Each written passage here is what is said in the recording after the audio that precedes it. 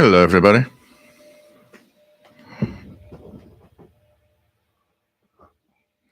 Hope everybody is all right. Thank you, Rob, for the audio check. Always appreciated. And so, first show of 2023, which is the 11th year of the YouTube channel. Pretty cool.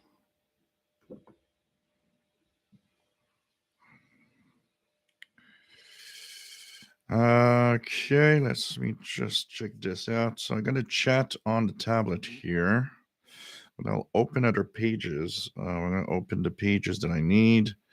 HF Underground for Pirates. Let's check that out. We're going to open Priam and check out some of the Morse code.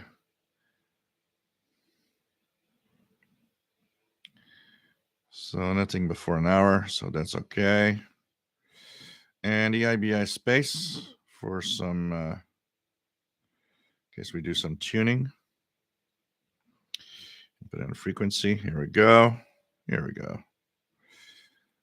So it's nice to have everybody here. Hello. Hello. And I got a selection of radios. I've got a St. Gian. If we put it down here, we've got AirSpy HF Plus. We've got little, Deep SDR 101. And the St. Gian ATS 909X2 as a main tuning. As we're going to check out any signals, of course. So nice to have everybody here. And there we go. I think everybody should be okay now. So welcome aboard, everybody. Nice to have all of you on board. This is the first show of 2023. And of course, hope to have many more. We, of course, are live every Saturday at 20 hours Universal Time. And actually, my beard's on fire. So what was I saying? We are live every Saturday at 20 hours Universal Time.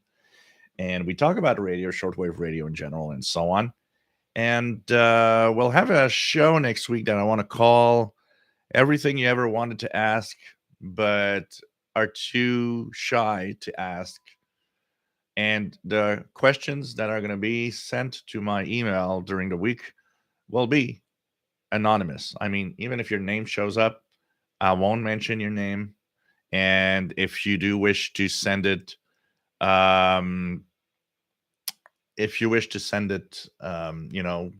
another email with another name, everything you really wanted to know about shortwave, but like Matt says, everything you ever wanted to know about shortwave radio, but we're afraid to ask. And that's going to be a theme for next week, where we're going to have these questions. And it comes from the fact that I do have one email with a couple of questions that it's somebody that is a regular on the show, but has wanted to keep it anonymous because he's kind of a little shy of the questions, being a ham for so long and shortwave radio for so long. So he's like, kind of a little shy that, and there's no stupid questions. Often people will feel bad about asking a question, but in reality, you look at a question, it's like, no, it's a totally legitimate question. I mean, I wasn't born with shortwave in my hands. I didn't come out with a radio. If I did, I'm sure there'd be a story about that a long time ago. Anyways, I told him that I would keep the email for next week, because next week we're going to have other emails of the same.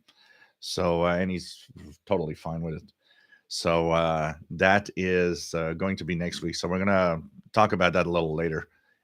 So keep that in mind, that if you have a question and you don't want to go through the chat or the I'm going to mention your name with a question or whatever, just uh, it's going to be the best time next week for that. Uh, so um, basically, we have a chat room that has a lot of people and great people, fun people, respectful people. I the best crowd in the world, I think. It's as easy as that. It's the best crowd in the world, and you can join in when we do the live show. If when that's over, we have a Facebook group. We just passed the threshold of 3,000 members. We're actually at 3,010, I believe, today. So that's a lot of people. That is after the live show is over. Well, you can join a Facebook group, and in the Facebook group, you'll there's a lot of interaction. Lots of stuff is in there. So I mean, if you want to interact during the week with other people that share the same passion as you, it's really cool. You can share what you're listening to, the new radios you got, radios you have, give your opinion on your own radios, and basically, there's a lot of people asking questions, and there's really cool, really cool place. Also, very very good people there, and that's the place to be when all of this is over in the live shows. So, anyways, we are going to start with the show today. My name is Gilles. I'm located in Montreal, Quebec, Canada, northeast part of North America. And we are here to entertain, have fun with radio, and just, have a good time. I think that's the trick here. Have a good time. So, welcome aboard, everyone. It's really cool to be here. And I'm going to, of course, you maybe have noticed that I ramped up a little more the radio videos this week, and I think that's going to be the new standard for the next weeks and months. So we're going to have more videos and more videos with the answering questions of the people. And I noticed a lot of hams coming back to me, some in email, some in comments. When you look at the Yisu FTDX10 that I have, that's a complex thing. It's literally a computer transceiver. It's as simple as that. And radios today are complex. And you know what? You do videos, and I do the video thinking of the newbie out there, or somebody that hasn't been there for a long time. And then you do a video, like for example, the video about the notch filter that I did this week, to realize that somebody comes up to you and says, you know what? I've been listening to shortwave for 20 years, 30 years, and I had an ICOM that has notch. Never understood what it was all about. And now I know because of your video. And it tells you that we all, even if we've been on, I've been doing it for more than 40 years, um, some of you more, there are things that maybe we never grasp what it does and what it is. And then you get a video and somebody's like, I'm afraid I've been listening for 30 years, and for the first time ever your video explained to me something that I had no idea. And how many features of a radio that you have, actually you have no idea what it does. I bet that a lot of the modern day radios today, it's like people are just like, you know what the hell does it do? What's that? And it's fine. I mean, the radios today are complex. There's a lot of features, and you get in there, and you're like, okay, what's the little buttons? And when do I use this or that, or where do I start? And you get that radio in your hand. You've been listening for a month, maybe, and you're like, I I don't know where to start. What do I do? I got a radio now. What do I actually do with this radio now? And that's the thing. You need to learn, and we all went through there. Um, it's something that you don't know anything about. I mean, we all started somewhere. You weren't born that with a ham radio in your hand and know how to make contacts, and you weren't born with a radio and how to do whatever on it and listen to whatever stations you wanted to do. And today's hobby is a different hobby. There's more challenges today. Gone are the days where you turned it on and tuned a band, and there were so many things out there that even if you knew nothing, you just tuned and there was something. Today you tune and there's not that much, and a lot of it, and depending on your situation, it goes from there's nothing to there's quite a decent amount of things. There's still quite a decent amount of things because there's a mix of all sorts of things in there, a mix of um, the noise level that you have, and the level of knowledge that you have to try to avoid some of it. There's a limit to what you can avoid also. Noise is crazy, and we're living in a noisy environment right now. So anyways, we're gonna have fun talking about the radio and hope that you enjoy the show today. So let's start the with the chat room. Jay Watterson 69, nice to have you here. And Matt MDK2, nice to have you here with Frozen Slush.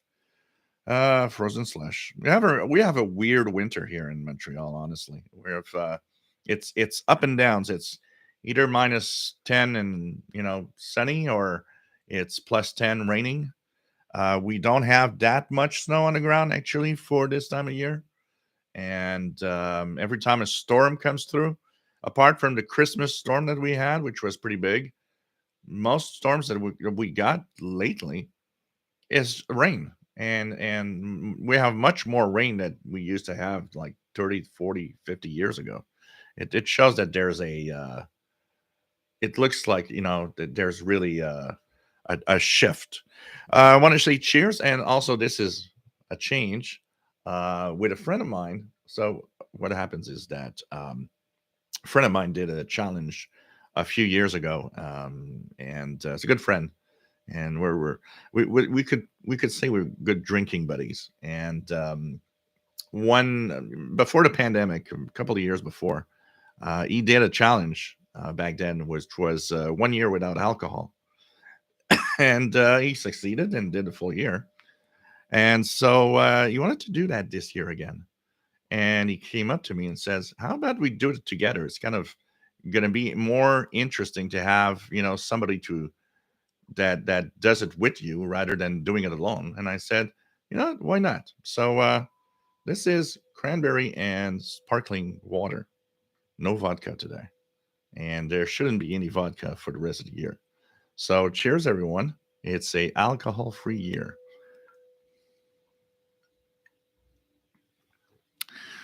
Okay. Keep in mind, if you are asking questions, doing something in the chat room, wanted me to answer something, I am often behind in the chat. So this is something that some people don't necessarily understand all the time. And so if you if you ask a question, give it time. I'm going through the chat room, so I'm starting now with like 15 minutes behind, or something like that. Masters Blaze Radio and Television plus Gaming. Nice to have you here, Bobby. WA5107SWL in Morgan City, Louisiana. Robert Cross, nice to have you on board. Rob in Phoenix, Arizona, the sound check guy. We have Richard Wagner. Nice to have you here from Northeast Illinois. Paul Walker. Nice to have you here from the western part of Canada, or East Russia, depending on the perspective. We have Fred Water. Welcome aboard. Nice to have you on board, my friend. TVD Exurbanani, j'espère que tu vas bien toi aussi. Nice to have you on board from just outside of Montreal. We have, let me just go down here. Let's go down. Jim's radio check. Nice to have you on board. Solar Flux around 190 earlier today. Yep, Solar Flux is really rising because of the big sunspots. We actually had an X flare yesterday. Well, at 0 hours something yesterday. So sun is really acting up, and they're looking at possibly a lot of flaring in the next few days. So we're going to check that out. But it bumped up the solar flux a lot. I did a couple of hours of ham contacts just before the live show. And I mean, today I made contacts with Argentina, Brazil, South Africa, Ecuador, the Dominican Republic, Cuba. I had a couple of Europeans. I had Northern Ireland. I had Wales. I had the UK. I had what, and of course a lot of Americans. A lot of hams from California. So the this is going to be interesting to see the propagation this week, but definitely fun.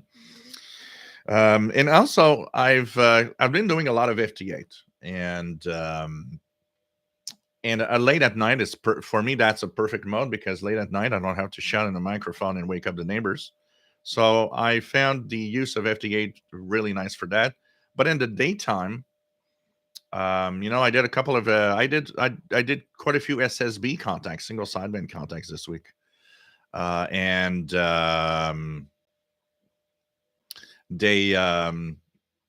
they were fun. I was like, yeah, okay, I miss doing a single sideband. Honestly, being in a pileup in a single sideband, it's more fun. I enjoy that more, and that's me. It's not like I said, FT8 is fine for all sorts of reason, and I know why people do FT8, and I did some FT8. I need to do some SSTV actually, and what I want to do is set up a in advance, let you guys know about me being up on 14230 with SSTV, and actually you know, to shout with CW. Yeah, and that's why this is coming to good news, Skip. This is my learning. You know what? One of the things, Skip, that came to mind with this, and thank you for sending the Morse code lessons here. Um, when you break a habit, like drinking no alcohol, you had to replace it with something else that occupies your mind. And I thought, you know what? This is perfect. You know, instead of having a drink, sit down and do some Morse code until you're good at it. It's a great way to replace something by something else. But the but it's a lot of fun. So, anyways, I'll announce it in advance. I did a couple of contacts on SSTV. I've got two or three. I didn't do more. I'm a little SSTV shy, and the reason is I haven't got down to being fully, being comfortable using the software. The ones that I did were very amateurish, if you want. I want it to be more fluid, but of course that means doing more. So and also I want to kind of grasp a big set of pictures so that I have pictures ready for the contacts. But I've the three that I've done were kind of a little painful and uncomfortable, and I don't want to. That's why I didn't do more since. And I'm sure it showed on the other end that, well, okay, the guy is not really used to doing SSTV, but they went through. I mean, they went through, and I did it, and and it was fun. I actually found it so much fun to do SSTV. That would be probably something that Um, that would be something that I would do quite often. I think I really, really have a lot of fun with that. So, anyways, we're going to get more comfortable in that and sending out SSTV pictures and making contacts. Mostly around 14 to 30. I've monitored the other frequencies of SSTV. It pretty much seems everybody's doing it on 20 meters and really nowhere else. All the other SSTV frequencies I monitored for a while, nothing on. Really nothing on. It seems everybody's on 14 to 30, and that's where it's happening. So I'll announce it in advance. And please, I'm sorry if I look amateurish when I do it. I'll get the hang of it, and it's gonna go better. But I definitely want to do more SSTV. It's something I find fun sending out pictures through the HF bands. Okay, continue to chat because I'll be 3 hours behind if I continue talking. Um, so we have, if we go down here, Okay, what else do we have?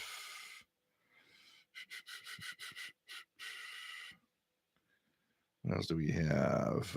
Let me go down. Paul Walker as a massively powered long wave beacon 2 miles down the road.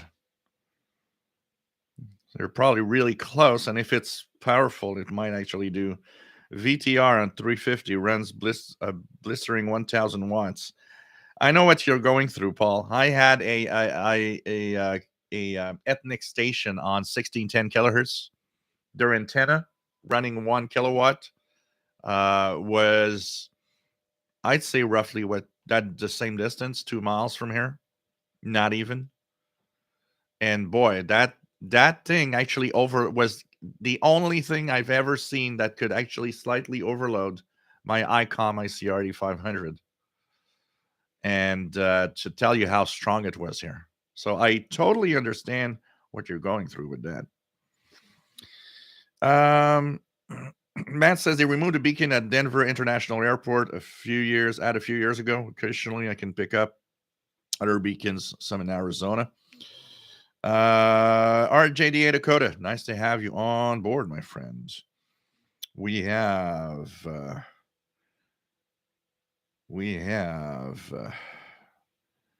Ron Jr., nice to have you here, my friend.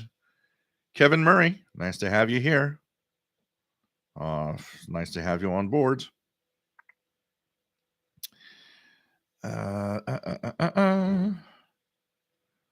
So let me just try to make sure I don't miss out on anything. It's kind of tough to. I just had to jump in the. Okay, so we had Kevin Murray. Where was I?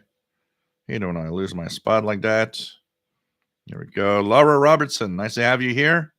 I3/KO4DFJ, nice to have you here, Laura, in Italy. Lubor, nice to have you here.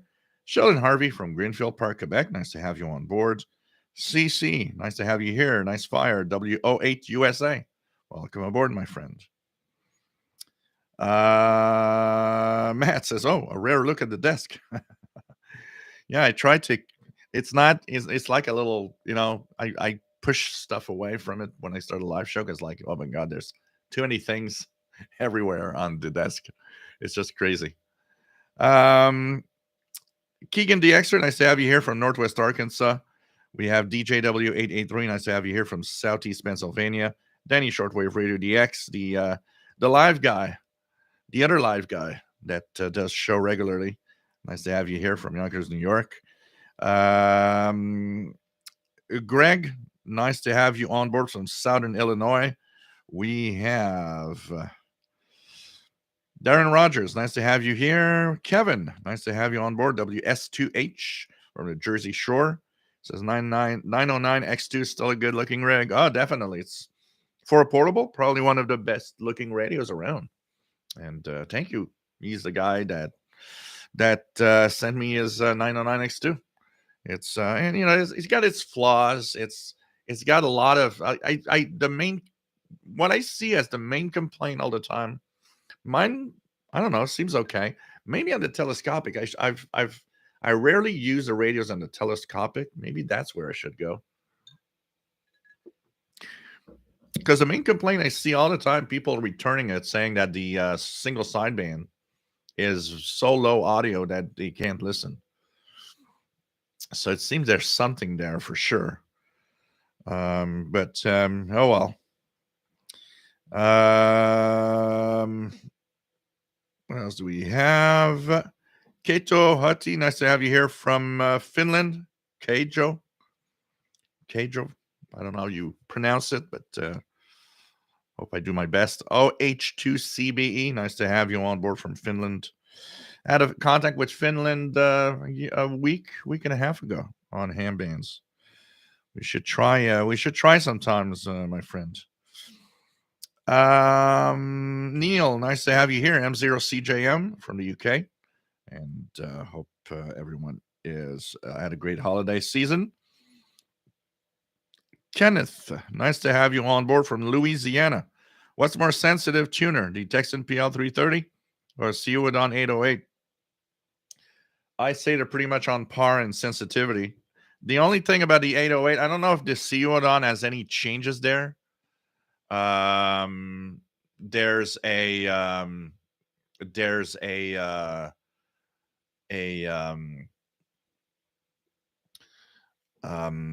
kind of a deafness below 300 kilohertz on the long wave bands. If long wave is not important, it doesn't matter. But my D808 definitely is deaf below 300 kilohertz.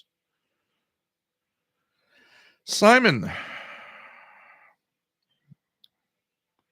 nice to have you here. Michael, nice to have you on board. Happy New Year. I'm glad to see you are back. Danny, Shortwave Radio DX, best chat in the world. Yeah, I think it is. I mean, there's so many crappy places out there. I think we are in what is the best place in the world.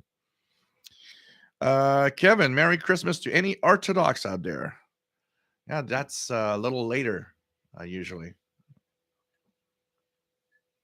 I think the same goes with Easter. Joe Spring from Milton, Florida. Are you close to that station in Florida, that religious station that's in Upper Sideband? I mean, it is in Milton, Florida. Have you ever seen the antennas or something? Paul Walker, looking outside right now, 4 above and fog as visibility down to 1 mile. Chris Alpha Tango, nice to have you on board, and 3WER. Brian Valtenheimer, nice to have you here. Happy New Year.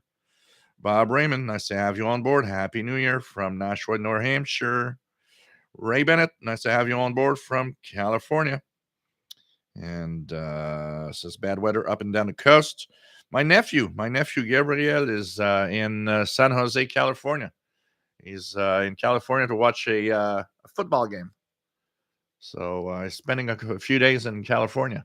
Hope he's not going to be in too much in the bad weather there. So Skip N2EI, nice to have you on board. And hey, look at that. As a ham, we start getting stuff. I got a QSL card, first of all, from VE3MB. I sent, of course, my own QSL. And look at that. I got this guy, N2EI. I don't know what. It does look like Skip. And he's doing Morse code. So, kind of cool.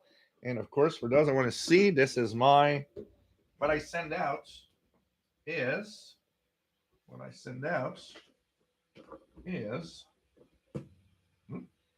I done here? Modify this. This is what I send out. So this is my QSL. So when somebody sends me the QSL card, I send this back with all the details and the information about the contacts we made. So just to give you guys an idea.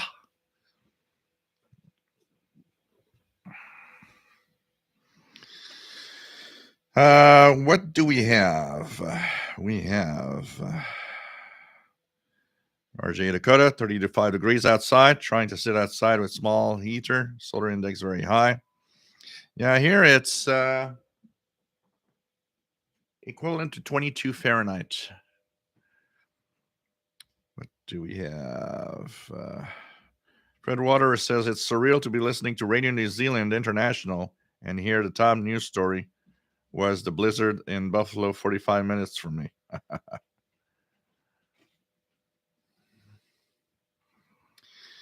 What do we have? Jason Francis, Happy New Year. Nice to have you on board, my friend. Richard Wagner says 8992 is active with U.S. Air Force messages. Vianney, salut. Hope you are well. Happy 2023 to you too. Happy New Year. Nice to have you on board. Tom, hey, nice to have you on board, Tom, in the UK, M6TJA. Jetcrafter from Southern Maine, nice to have you on board. Got a new scanner and a nice MFJ dual time zone clock for Christmas. Cool. Some fun there. Nothing better than having a radio or some cool stuff at the at Christmas time. Playing around with radio.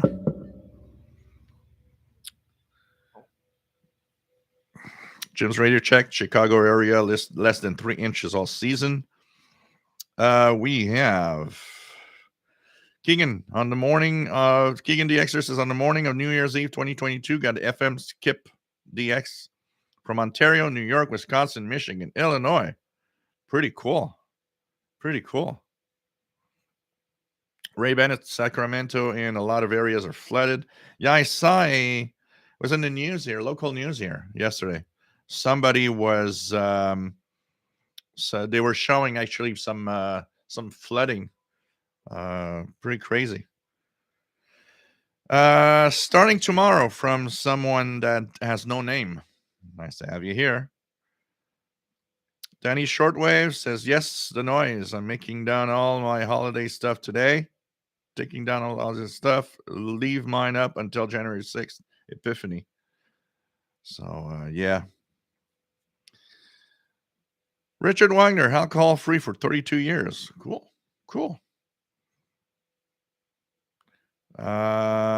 Jim's radio check 6 days alcohol free for me. James Francis, great challenge. Pretty much stopped drinking anything back in February 2022. Cool. Vianney, so long time that I'm not on your channel. Have you got your ham call sign? Long time ago. I've been a ham for more than a year now, Vianney. Victor Echo 2 Zulu India. As stated on the famous Paul the Cat QSL card.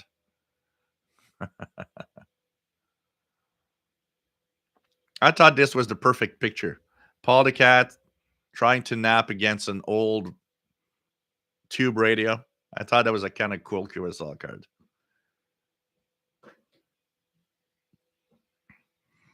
Larry from New Jersey, nice to have you on board. Sheldon Harvey says, last alcoholic beverage I had was a toast on my wedding in 1978. Nothing since. Garrett Brennan, nice to have you here from rainy Dublin. Radio Week signal work. Nice to have you on board. Happy New Year. K7LNP in Utah. James M. WA1125SWL. Nice to have you here from Prospect, Connecticut. Kevin, no alcohol. No, I'm not going to replace it with anything else. He says he's in dry January yourself. Maybe I will go longer. Hey, let's try it for a year. Just join me in the not drinking for a year. We'll do it together. Let's have a maximum amount of people do it together. Kind of be a fun challenge. Hey, and it's more money in your pocket for radios if you don't spend it on booze. Think about it.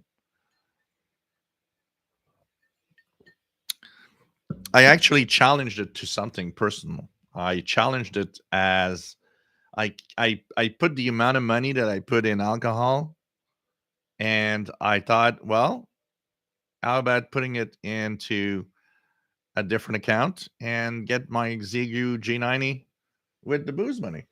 It's like people stopping smoking, you know? Take that money and do something else cool with it.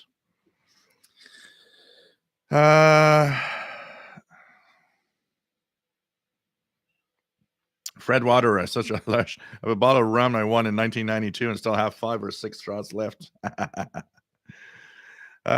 Chuck, good afternoon. N5 KVO, South Texas, 70 Fahrenheit. What else do we have? Matt says California has many hams. Yeah, there's a lot of hams, absolutely. So there's really a lot. I think I had 4 or 5 California in not even 20 minutes this morning. Skip says you don't have to shout with CW. That's true. That's true. I'm gonna need to get a good keyer also for that. Ray Bennett working on his first ham ticket. Pretty cool. Pretty cool. That's a good idea. Matt says I've done some SSTV. It's tricky because you have to have a few preset templates for you're using your QSO with someone, but I have a few in the bag. Yeah, that's the thing. That's the biggest problem. I went to um not prepared. I went to do SSTV without any pictures really done and ended up you guys gonna laugh at me here.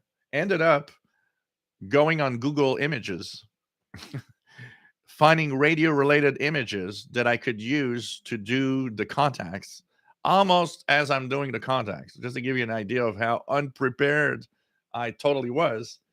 And after the few contacts, what happened um, is I sat down and I thought, okay, I need to prepare myself a bunch of pictures that I can send out before I do the next SSTV stuff. What was cool with it is that MMSSTV has its basic template that if you click a picture, it adds your call sign automatically. So at least that was cool because I didn't have to, do any editing of a picture and put the call sign in and so on. So that at least was cool because you just take any picture and send it out. But it's like, no, I need to be prepared and I need to do it more seriously and have a bunch of pictures already, so that I don't have to, to worry about that. Jeff King, nice to have you here from Jacksonville, Florida. Larry Stewart, the deep SDR 101 radio is very hard to the advanced functions because the long press hardly works. Does anyone know how to fix this? Um, it's a hard. The way it's designed is bad. I mean, I can see if I use this all the time, the deep SDR, I can see I'm going to break it. I mean, I'm already a guy that's kind of a little rough with the radio use. I see some people like commenting of, well, that's scratch. That's like, yeah. Who cares? I'm using it. Actually, when somebody tells me it's like there's dust on it, there's fingerprints on it. Yeah, because I'm using it. I'd rather use it and have fingerprints on it than have it on a desk doing nothing at all. So, anyways, it's a tough. It is tough. There's no real fix. It's the way it's designed, and it's a bad design, unfortunately. Denny Shortwave, yeah, replace it with something good. Cliff, nice to have you here from Old Pueblo, Arizona. WA7337 is WL. We have Canadian Radio TV Guy, nice to have you here from Sherwood Park, Alberta. We have, if I can go back where I was. So welcome aboard.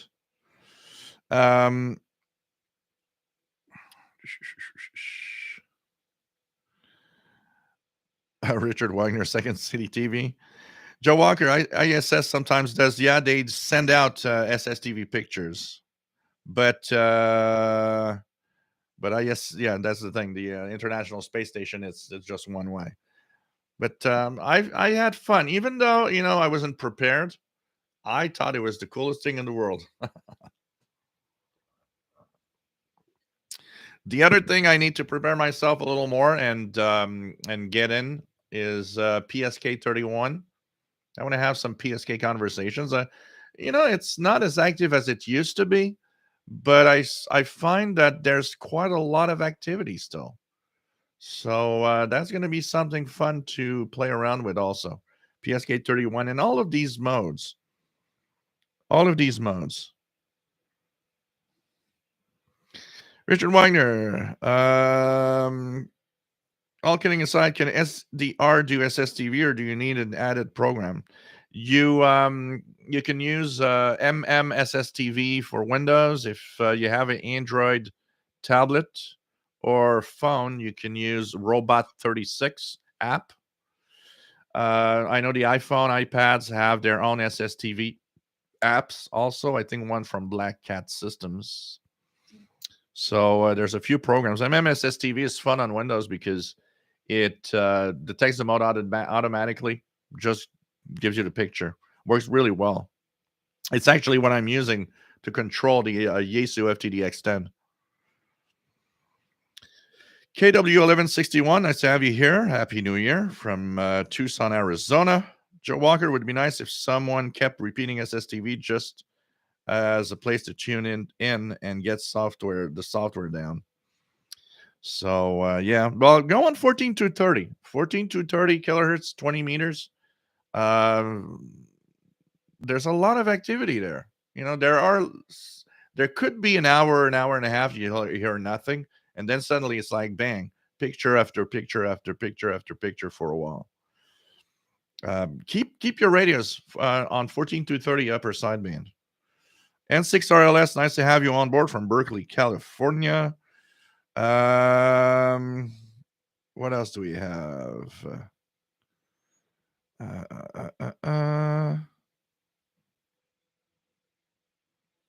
What else do we have?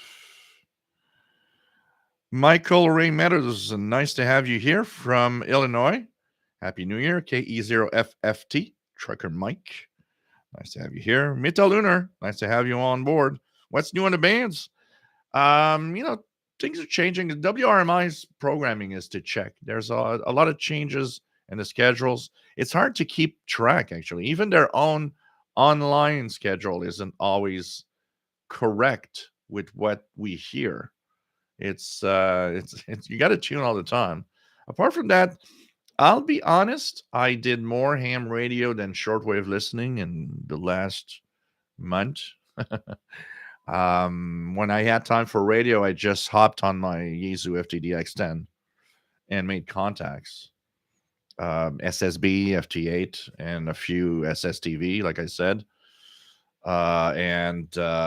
So I had, when you have limited time, sometimes something replaces something else. So I definitely did more ham radio, but I'm gonna get back into the shortwave listening. Yep. Happy New Year and good health for everybody. Absolutely, Vianney. Long wave 225 kilohertz.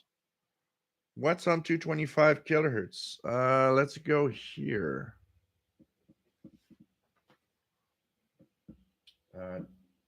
0.225.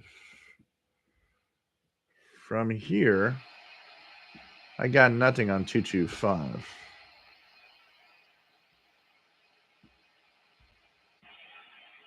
But that said, I would have to. The best way I could try it in another way is to take my radio, but here on long wave, it's not going to work well, honestly. So,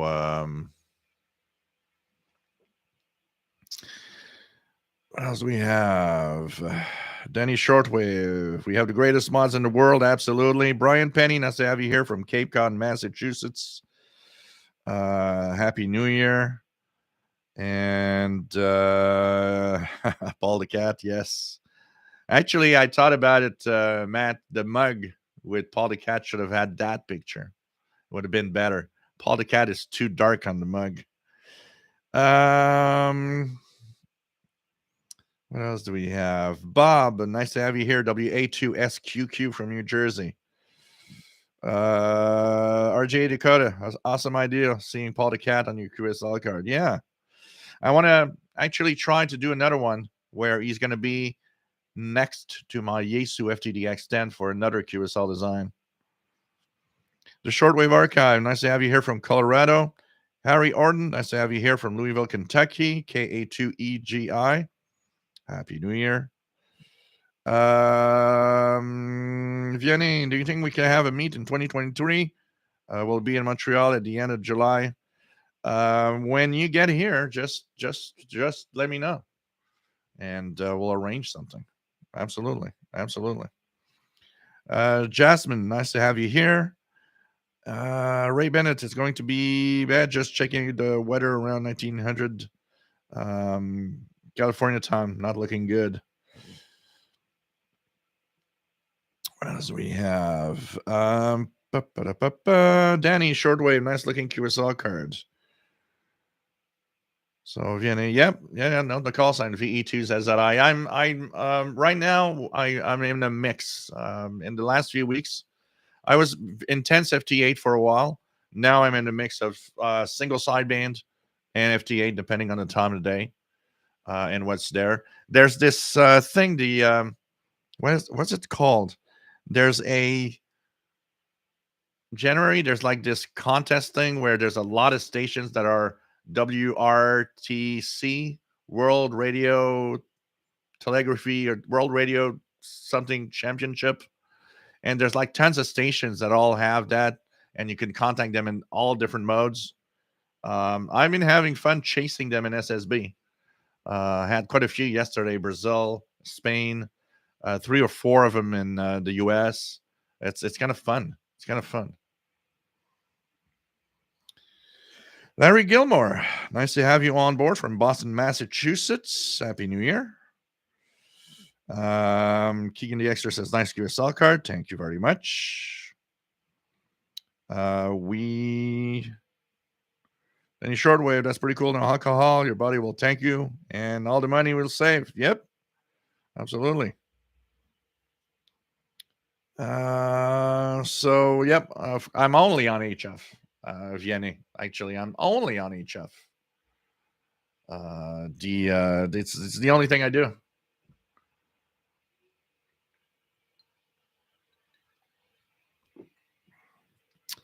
So Erica Trell, nice to have you on board. Says did not have any booze for 42 and overcast in Boston. Went to my monthly ham breakfast this morning. Cool. Hope you're are having fun. Kevin, are you going to tap or paddle on code practice? I don't know yet. I have nothing right now, so I don't know exactly. I'm gonna start checking that out. What would be the best for the setup? If you ham experts out there that do CW have any suggestions, let me know. Matt says, yeah, you have to have a few pictures set up to use for SSTV. I have some images of kids in the hall because I noticed some people have a theme and wanted something unique. Mike WX15, nice to have you here from Northwest Arkansas. Happy birthday, Jasmine. Any Shortwave says, I'm going back upstairs to finish digging down the holiday decor. So cool. I can't imagine myself seeing my face on a 55-inch TV, but that's another story. What else do we have? Let's check it out. Kid 161 says here in Tucson, dust is a given.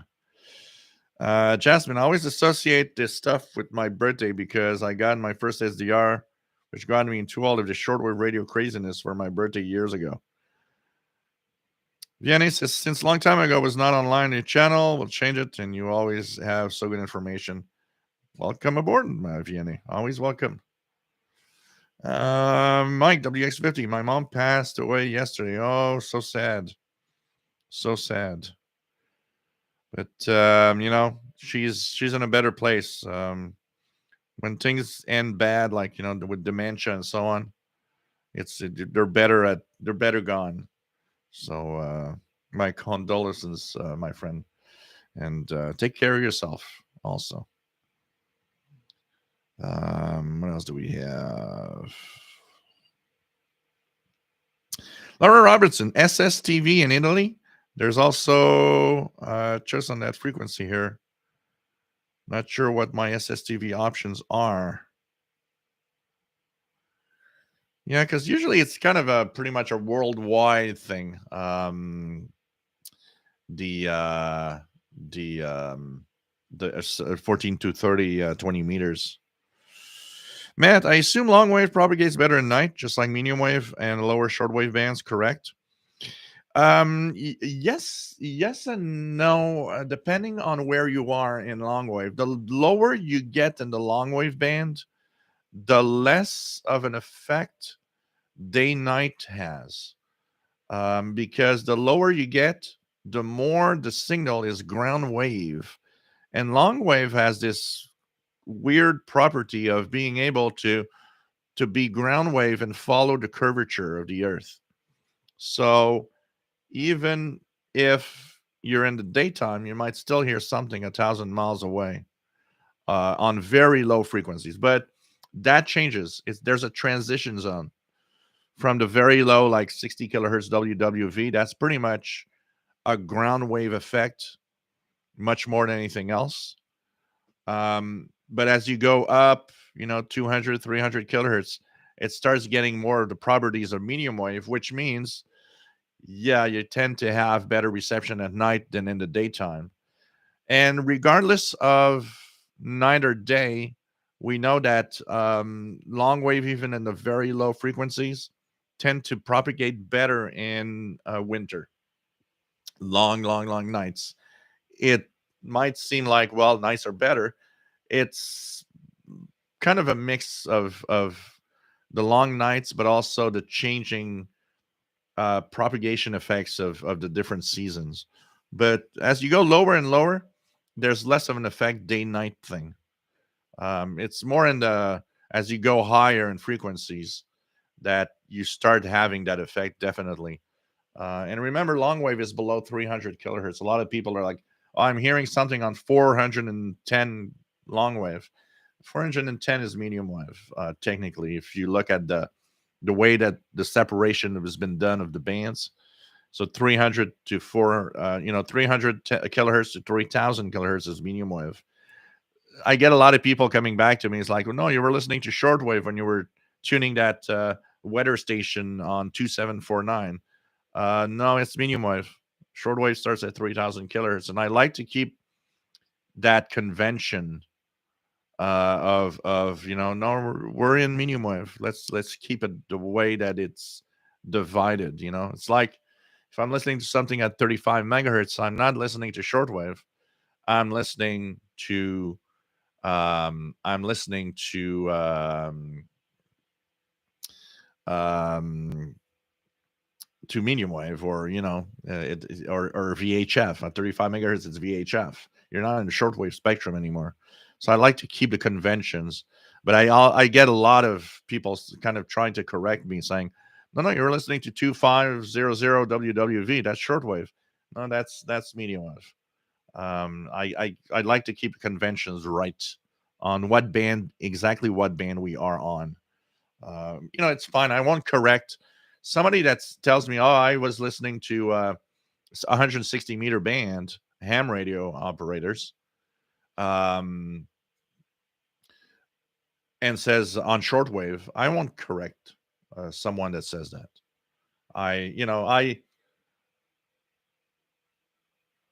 I get it when people correct, thinking they're doing the right thing to correct someone about something.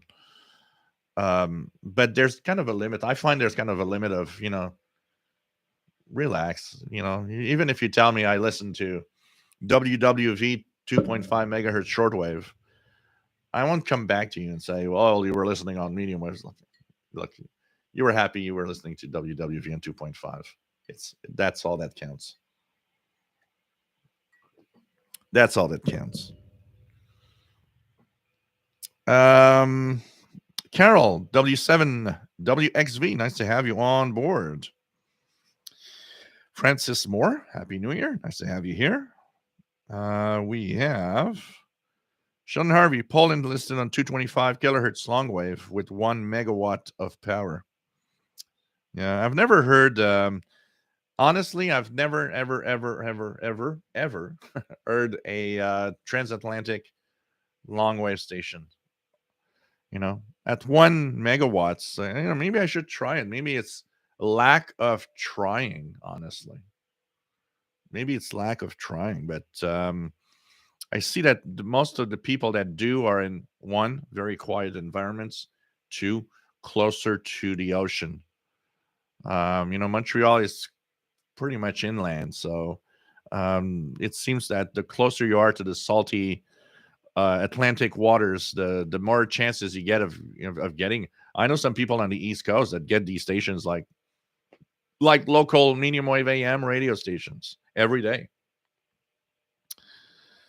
Landy says, not many walk in the park in the park this last summer. I'm sure you'll get back to that and enjoy them. I definitely want to do more of all of that. Last year was probably the year I was the least outside with my radios. I'll call it like that, going to the park or Perry Island or, any other place that I could go to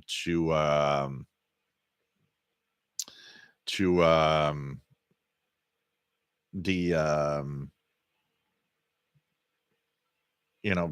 have fun with radio. And you know what, one of the reasons that Xiegu G90 is interesting for me, it's gonna kind of push me into, because that won't be a rig to use at home for me.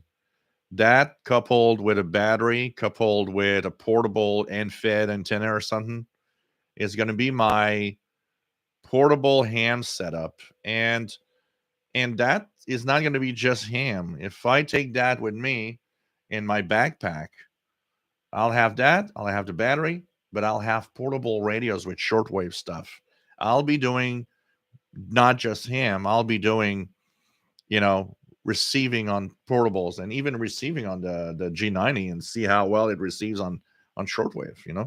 So I think that also will kind of push me in doing much more of these outdoor activities and outdoor stuff. And honestly, every time I do it, I have fun, because not only are you outdoor um doing radio and you're in some really cool summer day, it's also different.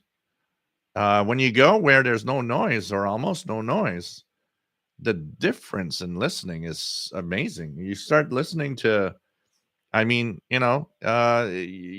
start listening to stuff that's there every day. When I tell everybody noise is killing the hobby, every single time I went to a park, even the local park here, where the noise is almost zero, BBC World Service is an easy target. You could listen to the BBC all afternoon easily. Not even, a tough, rough copy. It's easy. And there's a lot of stations like that. But you end up coming back home in the noise, and it's not there. And that's what's telling me that what's killing our hobby. If you're telling me there's nothing on the bands, yeah, it's too much noise. Go out to a place where there's no noise, and you're going to be surprised at the amount of signals that pop up. Carl F. Nice to have you here, Carl. WA2IQE, Point Pleasant, New Jersey. Well, for sure, 1 megawatt, Matt, probably propagates very well. The thing about what I wanted to say something that I totally forgot now. Anyways, let's continue here. KW1161 Wolverine Radio usually has unique SSTV pictures. Yep, when he's there. Carol W7 WXV, have you tried JS8 call? No, not yet. Not yet. Trevor, I can hear 225 kilohertz with a remote QSDR in Germany with blues music and harmonica. Mark W, I enjoyed your recent YouTube band scan videos. I enjoy picking up a signal and having better understanding of what it is and where it is broadcasting from. Keep it up. I will have it with different radios too. I like to change radios. I like to choose a different radio also for another aspect is that I like to uh, choose a different radio so that if you have and own that radio, it relates even more to you personally. So if I choose the St. Gian, like I did it a few times, I chose H501X a few times. Texan PL990 will be one. XH Data D808, Texan PL330, 368. All of these radios, the Ethon Satellite Executive SSB, all of these radios will be eventually in one of the rounds of tuning around, and hopefully, you'll be even more interested because one of those radios you will maybe own, and it's fun to see a band scan, understanding what is out there and seeing how it's done. It's even more interesting when it's the radio you actually use every day, because you'll might find that there's something out there that or some feature, and you'll see me actually activate it or use it, or you'll see the way I tune the things I do.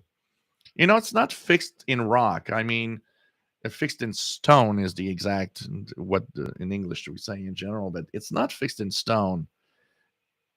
What I do is a demonstration of how I do it personally. But you might have a different approach, and it's totally fine. I'm not God of radio. I'm showing you something. I'm showing you the way I do it. Maybe you have your own way. Maybe you can even suggest, well, I found that it's better doing it like this because I find that it's, better to um, do it in that way that you've been doing it for years. And we all have our habits, our way of tuning, our way of understanding and checking out stuff. So I think the thing is to watch what somebody's doing, adapt it to your own way of doing it. Maybe you'll find that the way I do it is kind of interesting and a good idea. But there's going to be a lot more of those. I can tell you that. Okay, let me just continue. Here we go. What do we have? VT Radio, Paul, AA1SU. Nice to have you here from Vermont. I'll be RTTY contesting in the background. Haha. Is RTTY contesting this weekend? Let me check that. Let's go to 15.080. Oh, yeah, look at that. There are tons of RTTY. Now that's the time to try to decode RTTY on my Yaesu FTDX10.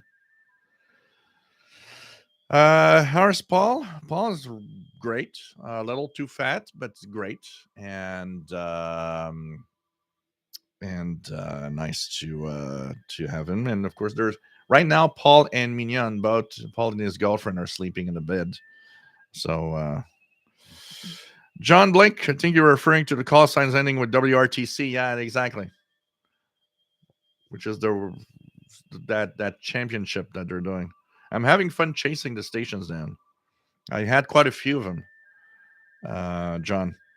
ER Uber, nice to have you here. N08Z in Central Ohio. We have Vinny, happy to be back. I was missing your channel. Well, you're welcome, and it's nice to see you back for sure. Antol, nice to have you here from Budapest, Hungary. Does anybody have some experience with the Texan PL600? Yep, absolutely. What are you trying to do? Jenny says 100. Well, what 150 viewers right now? Why only 54 likes? Matt says I thought it was 24 kilohertz for the stations for submarine. VT radio. I haven't been chasing the WRTC stations, but I worked the VE2 on 80 meters the other night, like he was right next door. So you know what, you might we might stumble on each other. I'm off in the 80. I find it really cool. I am able. So when my end fed, so you guys know I modified my end fed wire. So my end fed antenna, which was stock and ready for it was ready for 40. The rating on it was 40 meters to 6 meters. That's what it was to do in the bands. Now I wasn't satisfied. I thought I was having really crappy contacts and a hard time making contacts when I did the special event station for the CIDX. I thought it was not really cool, and I thought, no, this is something. It doesn't work really well.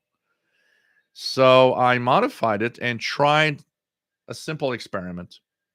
I added a second wire to it and threw it in the neighbor's tree. So now it's a V with about, I'd say, around 30 degrees separation between the two wires.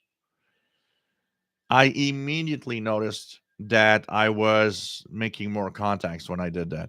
Immediately seemed to be making it much better. So I left it like that. That's still the way it is.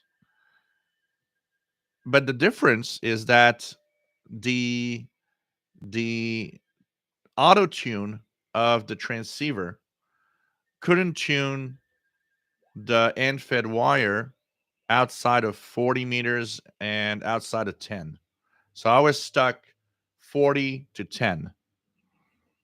What happened is I threw that other wire, and it's totally an experiment. It's totally random experiment, basically.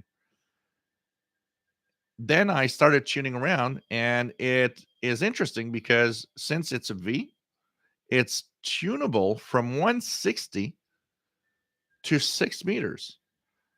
My transceiver, the FTDX10, is capable of tuning it very well in every band.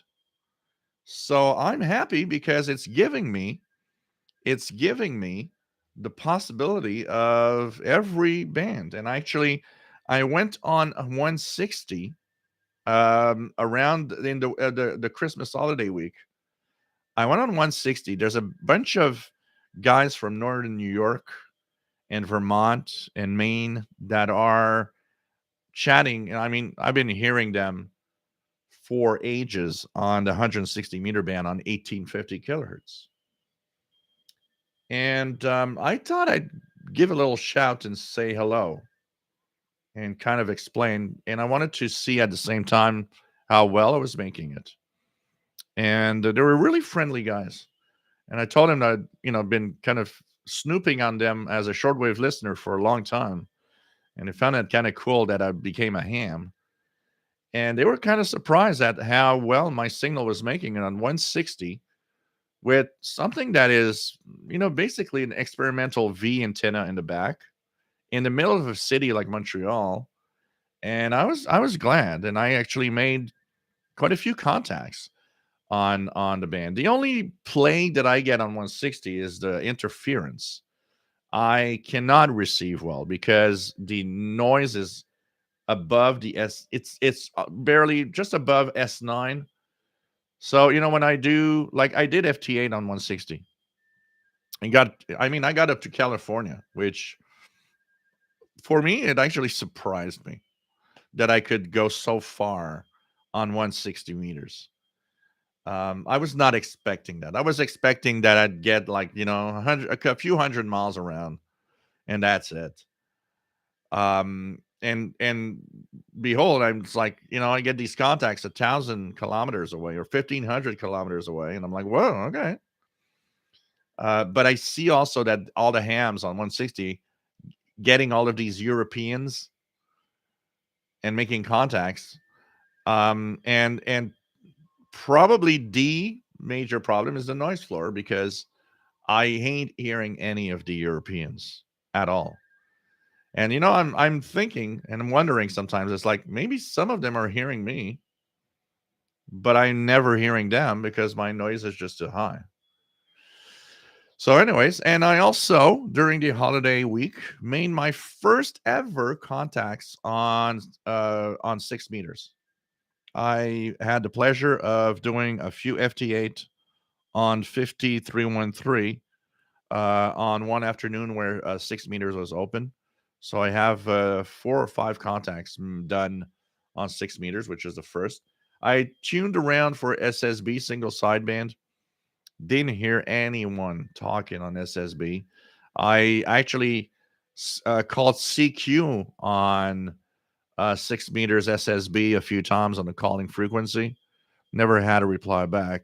So there didn't seem to be a lot of people on single sideband there.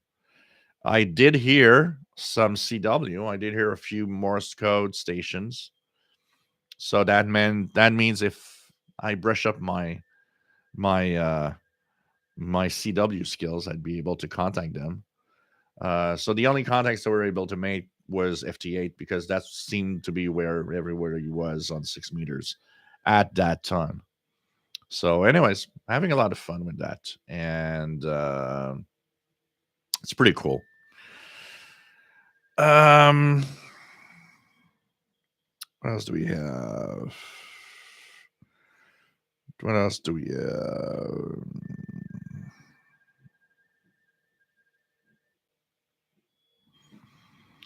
Carol, W78WXV at conventions for long wave, medium wave, and the separation. I think it was just done when you see how it's very specific ranges. I think it was just done in a arbitrary way that they decided, okay, long wave is going to go up to 300 because you have to do a difference somewhere. I'm sure part of it was defined maybe with some of the properties, but most of it were pretty much done with the wavelength. So long wave was called long wave and stopped at that frequency at 300 kilohertz because of the length of the wavelength. The wavelength was so long, long wave. And they came to, well, 300 kilohertz to 3000 kilohertz. It's not as long, it's medium length, basically. It's probably the thinking they went behind and to call it, oh, that's the medium wave band and so on. And back in the day, when they named shortwave, technically, you look at it today, shortwave should be something else because they're not really that short. But for when it was named and the conventions they did, well, 20 megahertz. The wavelength for 20 megahertz or 30 megahertz was kind of short and required smaller antennas. So it's this is we have shortwave. And I guess the convention really followed mostly one the wavelength of the and at the time what was possible. When they named it shortwave, we weren't really going much into higher frequencies. The I mean the If you look at the higher VHF frequencies, it took a little while before you could tackle those. You needed, better electronics that weren't still available much. if you go to 100 megahertz, 1,000 megahertz, 1 gigahertz, I mean, those are frequencies that have such a high oscillation rate that you need to have equipment capable of doing that. And for a long time, the tubes and the electronics at the time couldn't deal with that. They couldn't go there. There was no possibility of going. And slowly, you know, um, that would change over time. But if the naming would have been done today, I'm sure that would have been different. They would have not named those in the same way. Maybe we wouldn't even have had a naming convention that has to do with wavelength.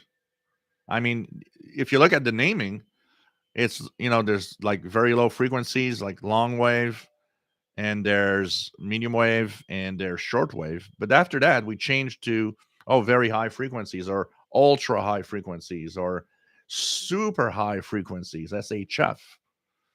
Um, but they all have pretty much a length that is kind of a standard, an easy standard to remember, basically. Um,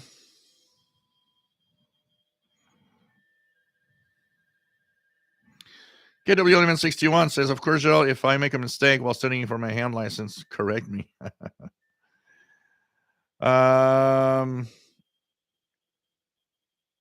Fred says, January 4th, 30th anniversary Radio Slovakia. Yeah, and actually, by accident, while doing the tuning video, they had it was that special show about the 30th anniversary, which was pretty cool.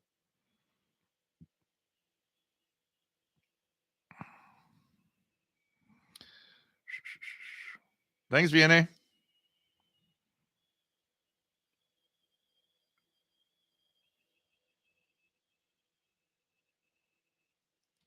Well, when you find people that are like-minded in the hobby and having fun with radio, I mean, it's always a lot of fun.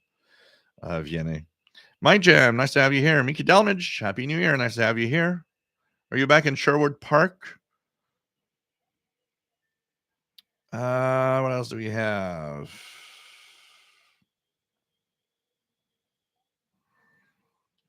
What else do we have? Let's go down. Let's go down.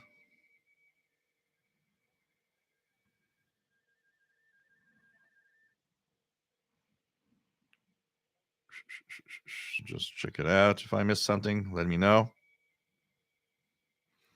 Cliff, I've been finding it easier to DX shortwave in the mornings, lower noise levels at 6 a.m. local in general. Everybody's still sleeping.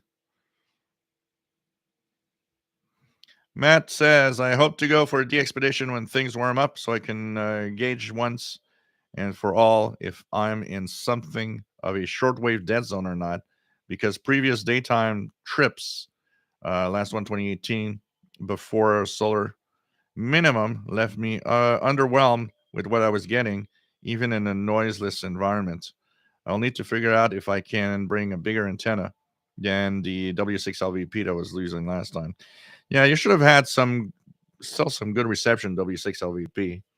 But you know what? My suggestion to you, Matt, because yes, definitely, the further west you are in North America, the harder it is for a lot of shortwave reception.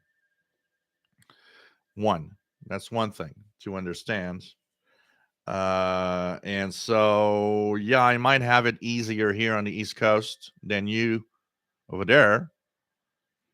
The other thing, though, that I would say is choose well the time that you tune the bands, because that's the other thing. If an example, I was underwhelmed a few times by going to a daytime, the expedition to Perry Island in June, being so close to the summer solstice and so close to the longest day of the year, made me realize that around noon, 1 p.m., the bands were pretty dead. because of high absorption.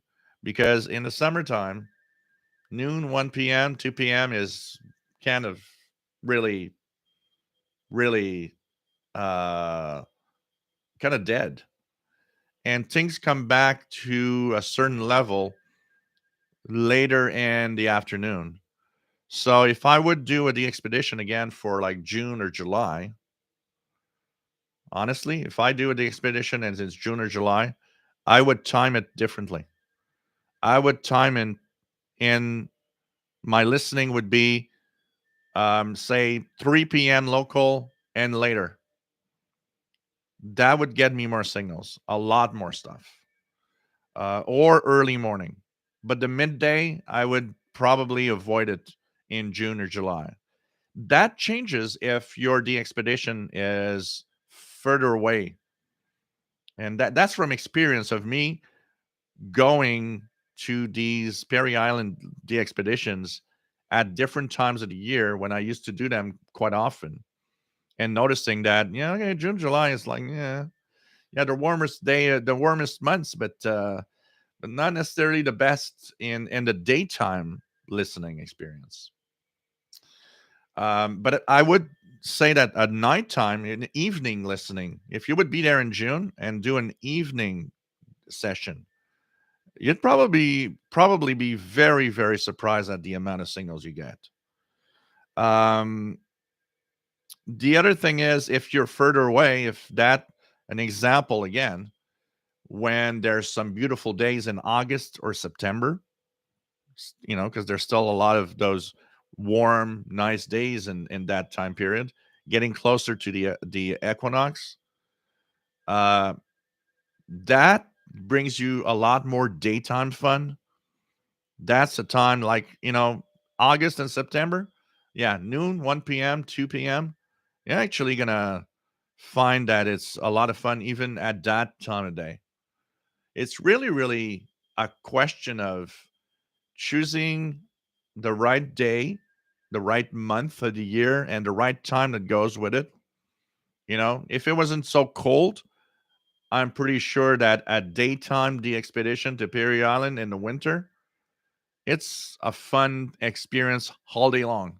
I'm pretty sure anytime there's something because of the shorter days, all of that, less absorption on the ionosphere. I don't know. These are little tips I'm giving you, and see that what happens. But the closer you will be to the summer solstice, June, July, the less you're going to have fun, especially in the daytime. You'll have fun at night. You'll definitely have a lot of fun at night. You won't have fun in the daytime, though. If you turn on the radio at 1 p.m., you're going to be like, yeah, nothing much. And it goes with the time of the year. So I don't know. Things to think about. There's you got to adapt yourself to the listening, and that's from the experience I've had over time, and add to the fact that hopefully you're not getting there into a day or a couple of days that I don't know geomagnetic storms and all sorts of bad solar conditions go with what you're trying to find, because that of course is the other thing that you can't control. The you know you you could be in a moment where, oh, okay, I went to the expedition in the middle of a solar storm or something. um oh yeah, Jasmine, absolutely. When you take a look at Kiwi SDRs in quiet locations, it's pretty amazing what you get on the bands. Definitely, definitely. So yeah, in the West Coast, you guys in the morning are getting a lot of stuff from Asia. Definitely, definitely. Matt says Radio Free whatever just went live apparently. 6955 kilohertz. Let's check it out. 6955. Anything here? Yeah, it's there. Not super strong, but it's there. Actually, not that bad. 6955 kilohertz, not too bad, actually.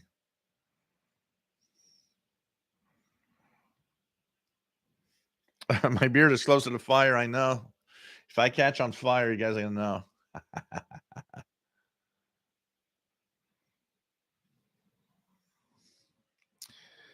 Sea Sparrow, someone mentioned to me about frequency skip or freak skip. I had a Japanese station on shortwave that wasn't listed on the schedule. Someone on your site said that it was skipped, but why wasn't it listed? Um, First of all, you got to always take into account a couple of things. The first one is that the station's listings are not 100% accurate. Shortwave is kind of a live thing. It's a changing thing. So stations will pop up with different frequencies all the time. There probably is a frequency change going on almost every day of the year from some broadcaster somewhere.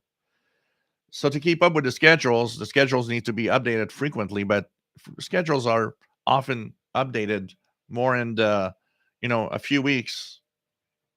So they're not updated every day. They might take a couple of weeks before the next version of the frequency lists go out there. So that's one of the things you've got to check out. Um, the best list, and I know it's the reason people use shortwave.info. I totally understand. It's a much easier way to actually understand and see what you're listening to. The problem with those websites that have search boxes is that you'll get something on the frequency. So if you put I'm listening to 9665, there's a station, but I don't get a result. Yeah, because La Voz de Misonaria 9665 is actually 9667. It's often listed at that frequency. It might not pop up in a search result, but you're hearing that, but you don't know that it's on 9667 ish because it's off frequency all the time. So sometimes you miss out on those details. And that's why I like EIBI space list.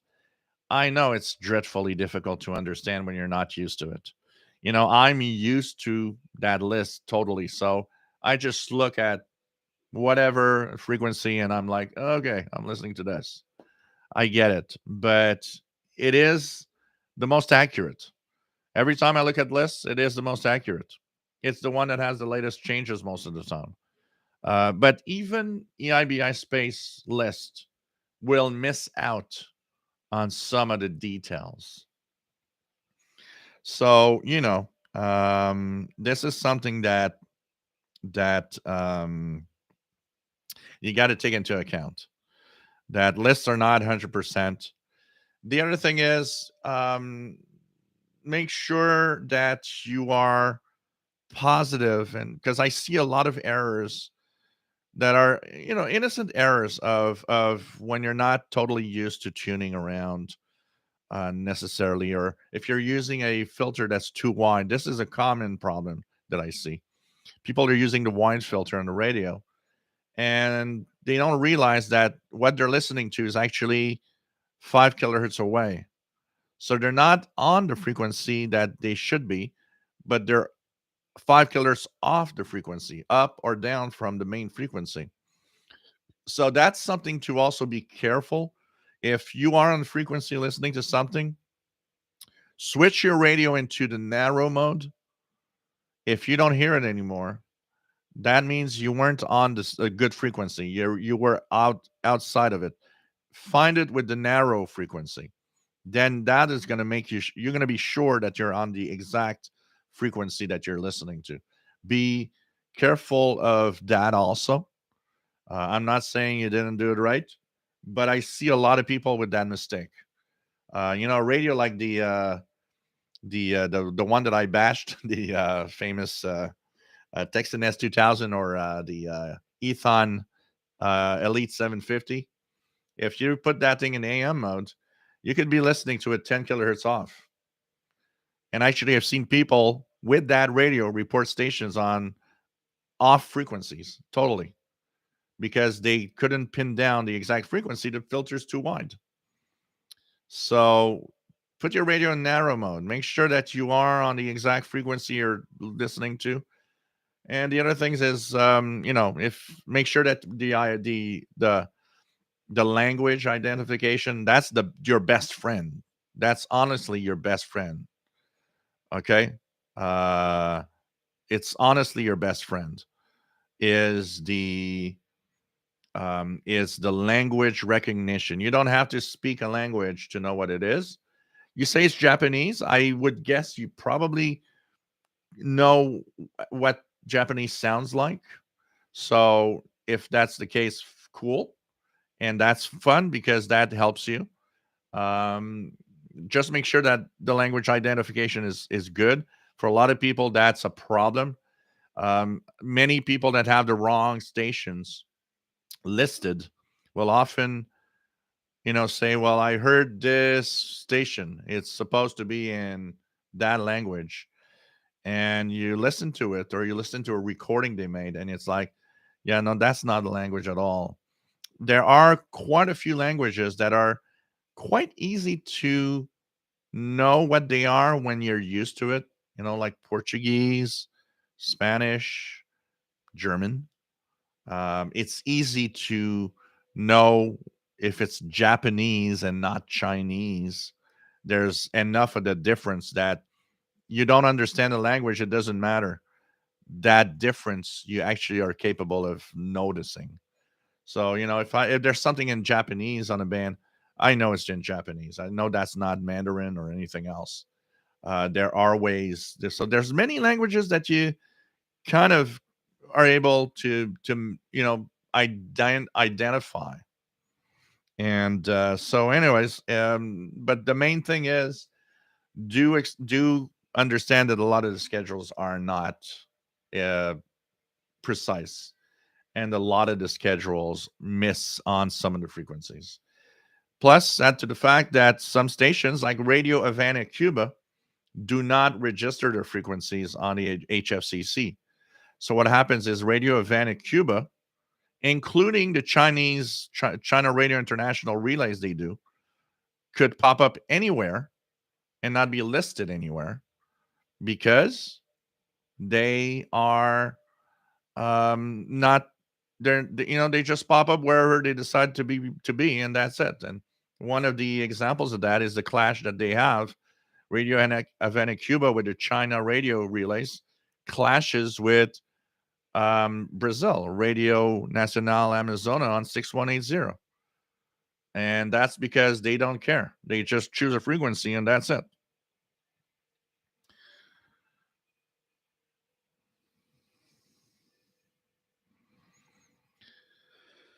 What else do we have?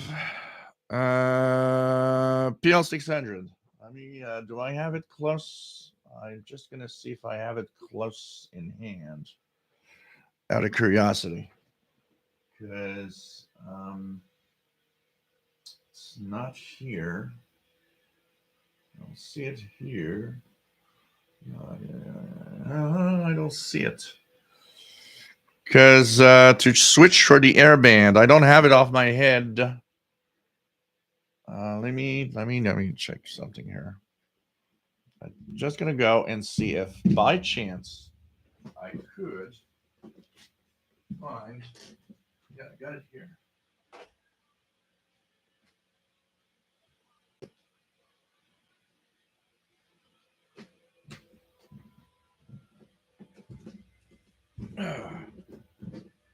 There we go.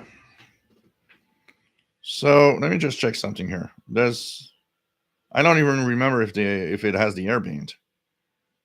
FM stereo, long wave, medium wave, long wave. No, it doesn't have airband. I don't think the PL600 has airband, does it? Man, I don't remember. I haven't used it in such a long time. I don't remember. I know the 680 has it. But I don't think it has. I don't think there's airband on the 600. I don't know what icon you're referring to about a plane or something. Where's the icon that you're talking about? Just out of curiosity. Just out of curiosity. Because the bands are, I have FM, medium wave, long wave, and shortwave. There's no airband on the 600. There's airband on the 680 and the 660, but not on the 600. So I wonder what icon you're actually referring to on the radio. Out of curiosity.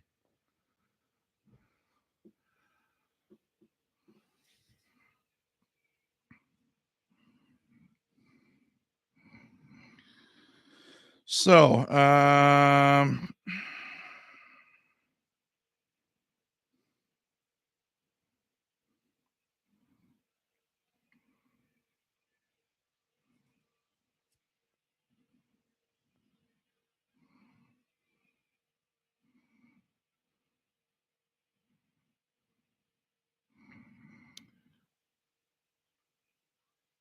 so what else do we have? It doesn't have airband. The 600 does not have airband. Because usually they have a button and switches between the different bands. So here the cycle goes through, and it says it doesn't even mention airband here. It really says that it's an FM stereo, um, shortwave, medium wave, and long wave radio. I'm wondering what icon you're referring to. That there's an antenna icon on the upper left. That's not an airplane or anything. It's a antenna icon. I'm trying to figure out what icon looks like an airplane on the 600.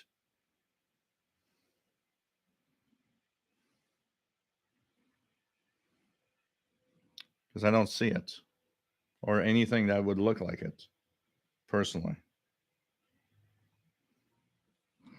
Because there's definitely no airband on the 600.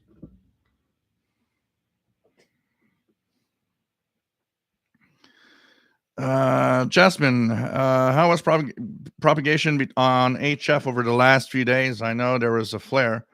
It's up and down in between some of the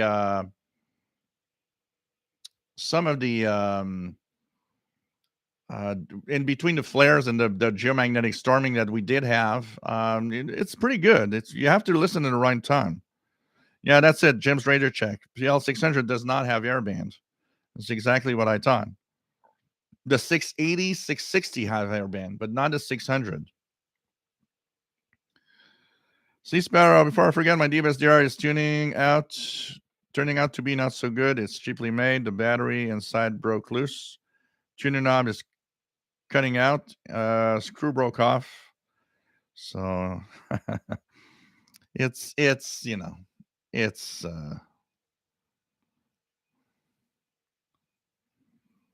what else do we have? A heavy airband user is better off, like Jim's radar check. That definitely, a casual airband user. Yeah, it could be fun to have airband on a shortwave portable. But a heavy airband user that loves to listen to their airplanes and the airports all the time, oh yeah, you're definitely better off, even with a cheaper scanner. Art, nice to have you on board. Happy New Year, K2ADC from New Jersey. Let me try to catch up here. I'm getting a little behind. Anders, nice to have you here from Sweden. Miki, yeah, back in Shortwave Park. Cool. Just above 0 Celsius. Here we're gonna have a little bit of cold weather in the next few days, but it's up and down. It's -10 one day and +10 and 2 days later. It's crazy yo-yo weather.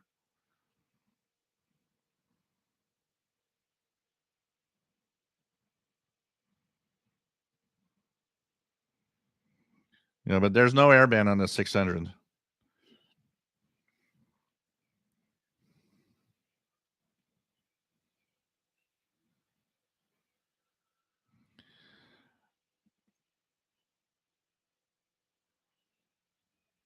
Vienna says, first thing I do in the morning, not open the TV. It's much more open to radio. Yeah, absolutely. I do the same. I don't watch TV. If I watch something, I'll watch it on I watch Netflix and stuff like that. But I'm not a TV guy. David in Barcelona, Spain. Nice to have you here. EA3IEEK, EA4998URE. I think about you all the time. I've been making tons and tons of contacts with Spanish stations. Spain is full of hams to talk about, to talk with. I hope we can make a contact. I'm sure we could.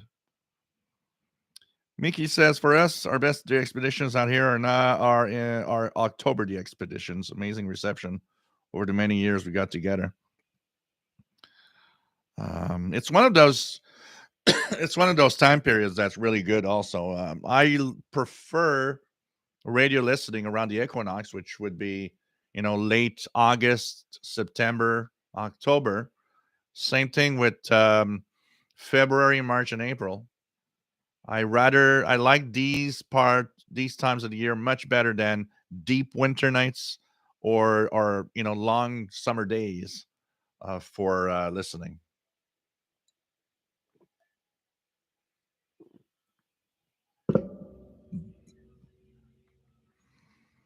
Hook 911, nice to have you here. Sea Sparrow should decharge the LSDR. Wait for that. I've been thinking. I've been kind of thinking of maybe doing some sessions with specific radios or specific aspects of radios, and maybe doing some kind of Zoom paid thing that you could subscribe, pay a fee, and we would have a course on using a specific radio or anything else. I'm thinking about things like that. I'm not sure yet how to go with it, but we'll see. Mark, nice to have you here. W9 USO from Oak Creek, Wisconsin, listening in my heated garage. Got his American general license in November, and now on 40-meter SSB. Woohoo! That's cool. Maybe we'll be able to have a contact soon. Gary 24 fan, nice to have you here from Fort Fairfield, Maine. Not being able to watch live the last several weeks, but happy to be back, and happy to have you back. Radio Fred Water says Radio Free Whatever is a great name for a station. Definitely.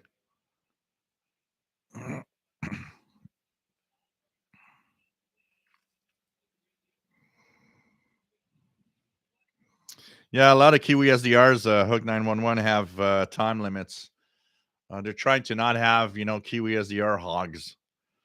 That's the thing. TV Dostowski, nice to have you here, and greetings from Medicine Hat, Alberta. Nice to have you on board. The radios that I'm using right now, are pretty simple. I'm using the if you look here, what I'm using mostly right now is the AirSpy HF Plus that's on my laptop there with SDR Console V3. So that's the main one that I'm tuning actually. I do have the Deep SDR portable here, which is cheap and has tons of flaws, but it's kind of attractive at the same time. It's actually tuned to WWV 25 megahertz, 25,000 kilohertz WWV right now. I also have on the MLA30 the Sangean ATS 909X2 right now that I'm using. So this is the PL600 I took out just for the demonstration of checking out the airband. But that's what I'm using mainly right now. And this varies all the time anyways. So depending on what I want to do. Um,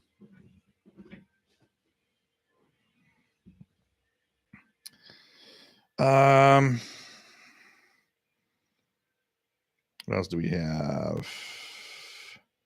We go down and we go down. C Sparrow says I can quick tune with the 501X, hit the filter button, and use a fine tune knob to quickly switch filters.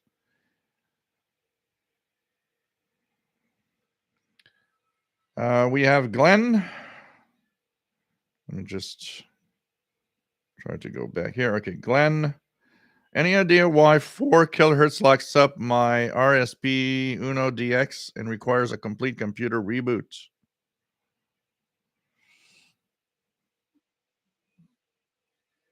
When what are you referring to? The amount of spectrum you're using on the computer waterfall?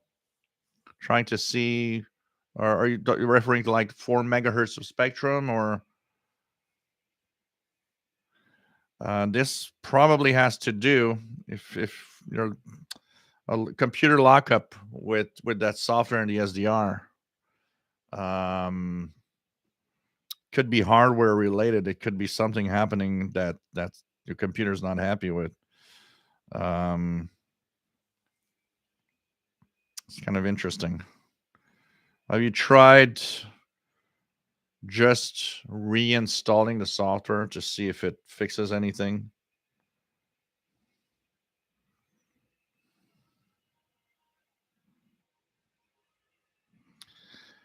MDK2 says, I remember hearing Ernie Curro says that they just filed directly with the UN department that the HFCC falls under. Sort of like going to the Defense Department for something that is the Army job. Yeah. I don't know. One thing for sure is they're not on the HFCC, and they pretty much choose what they want. They get on a frequency and don't care. I remember a few years ago being so mad when All India Radio had such a great signal on 11620 back in the day. One day I get in to listen to All India Radio in English, and dang, Radio Vanuatu Spanish. Dang, I was this close to sending a email to Radio Vanuatu, crapping them out and saying, "Don't you take the time to choose correct frequencies before you're blocking stuff?" You know, and it's like that all the time with Cuba. All they want, you know what, is all they want is to you know, be heard, and that's it, and they don't care about the rest. Let's go down. Fred Water, can't understand a word, love the sound of Japanese. Yeah, but I don't recall of anything that looks like an airplane in any way. So there's an antenna. That could be.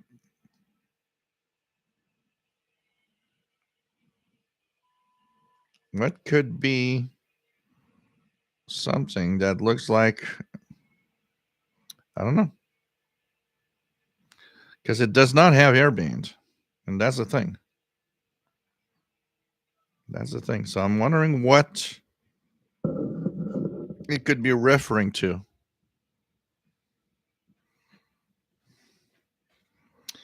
Tim Rosowski says, I live by the airport here, and the Greenwich Satellite 800 is often tuned in. It's something, it's soothing somehow. Bonne année, Vienno Marcel. J'espère que ça va bien. Nice to have you on board.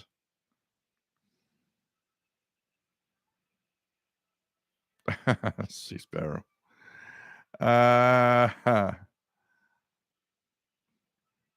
RJ Dakota, when I worked at the retail store, I was subject to both Japanese and Chinese. To me, one does not sound like the other. And I had friends who were able to speak both.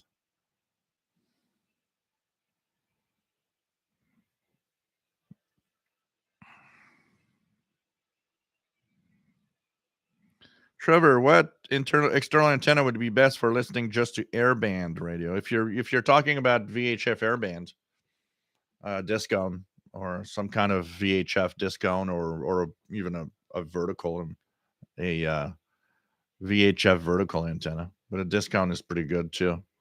Those are tuned for the VHF One of the things that is often overlooked, if you find some old TV antenna, these are tuned for VHF, UHF.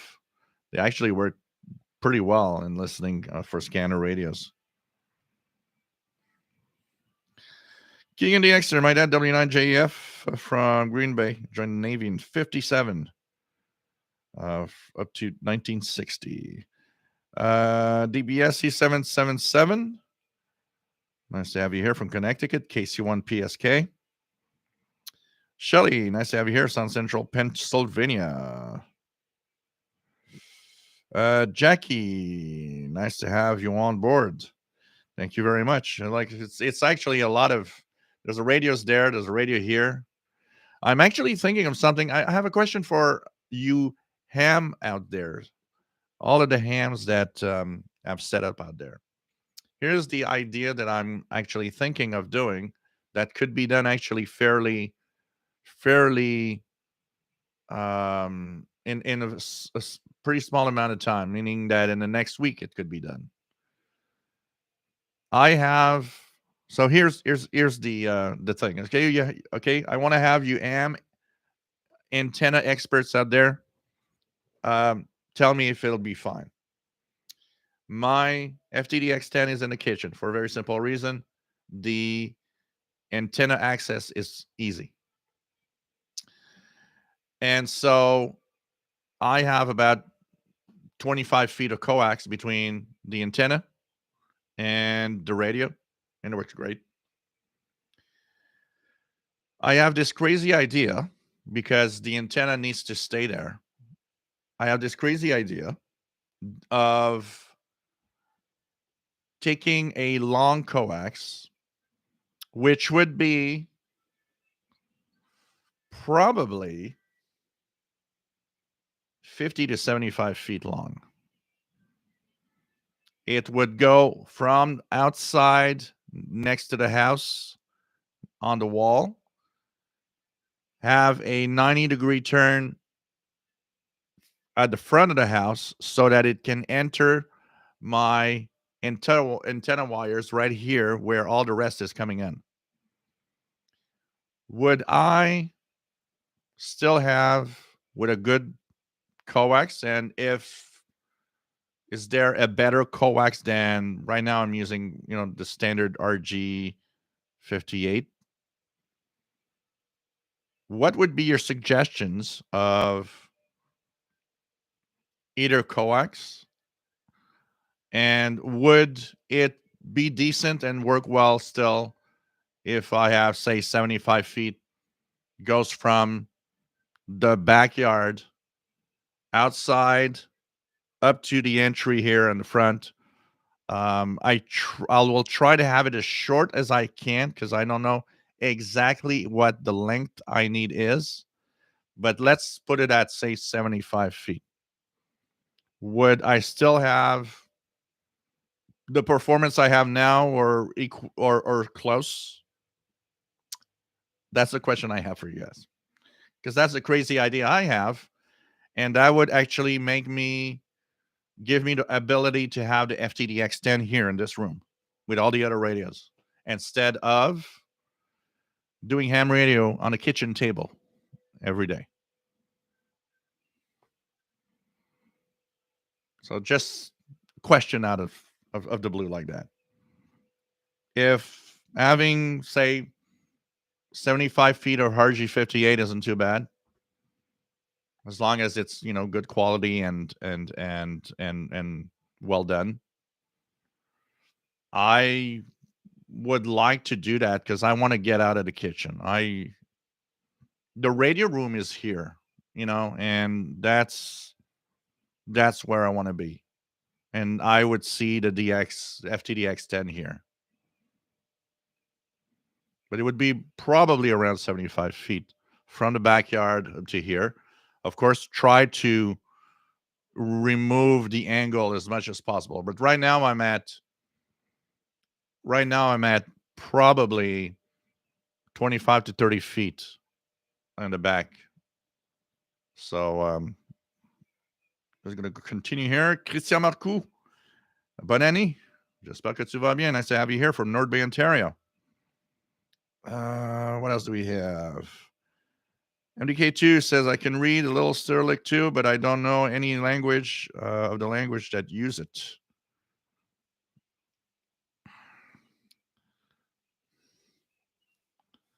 Yeah, Two Hands on the Radio seems to have put back. There's no new videos. He just seems to have put back his old videos that he had made already. So we'll see what's going to happen. Lex 2006, nice to have you here. TV Radio 1972, nice to have you on board from New Jersey. Enjoyed your band scans this week. Glad to see Two Hands on Radio return. We'll see. We'll see if he. I guess my guess is he would probably be. If he's back, he's probably thinking of maybe doing some more new videos. We're gonna see. We're gonna see. Okay.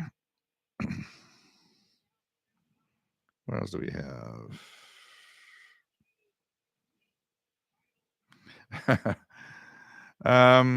Durosowski, the PL990X in my first week seems that the sync detector is iffy at best. The DNR is questionable, and the bandwidth seems to have a little effect between the bandwidths compared to my Sony. The bandwidths are actually very good if you go through the different bandwidths. Sync detector, that's definitely not its force, and but the bandwidths are actually should be better than on your Sony. The different bandwidths, but they're a little wide. If it says 3.5, it's a little wider than that. They're wider than that. Anton, I'm trying to make a picture about that airplane icon on PL6 and post it on the Facebook group. Okay, because I'd like to see what you mean. Because there's no airband on the 600. Storms, Radios, and Cats. Nice to have you here. Jackie is from Midwest US. Robert Cross, I'm here listening to the Polish radio on Longwave 225. What else do we have? Samuel, any help with ICOM R20? What are you searching for exactly?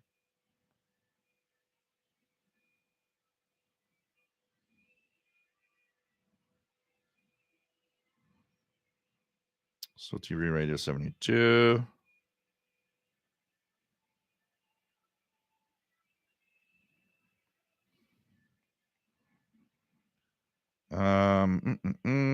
Keegan the Extra says, is that as a ICOM IC706, IC7300?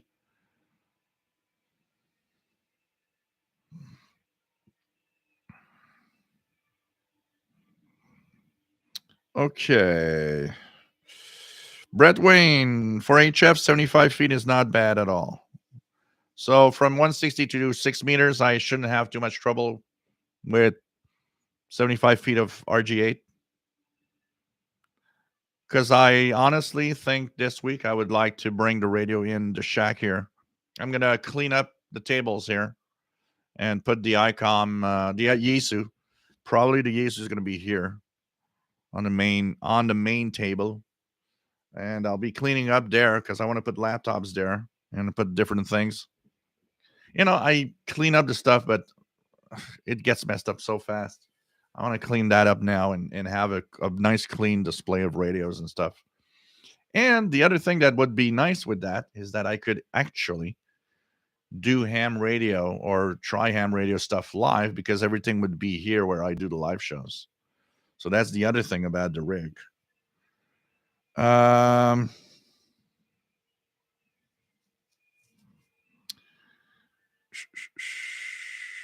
else do we have? Darren, hearing music on 11780. Yep, that's Brazil. 11780 is Brazil.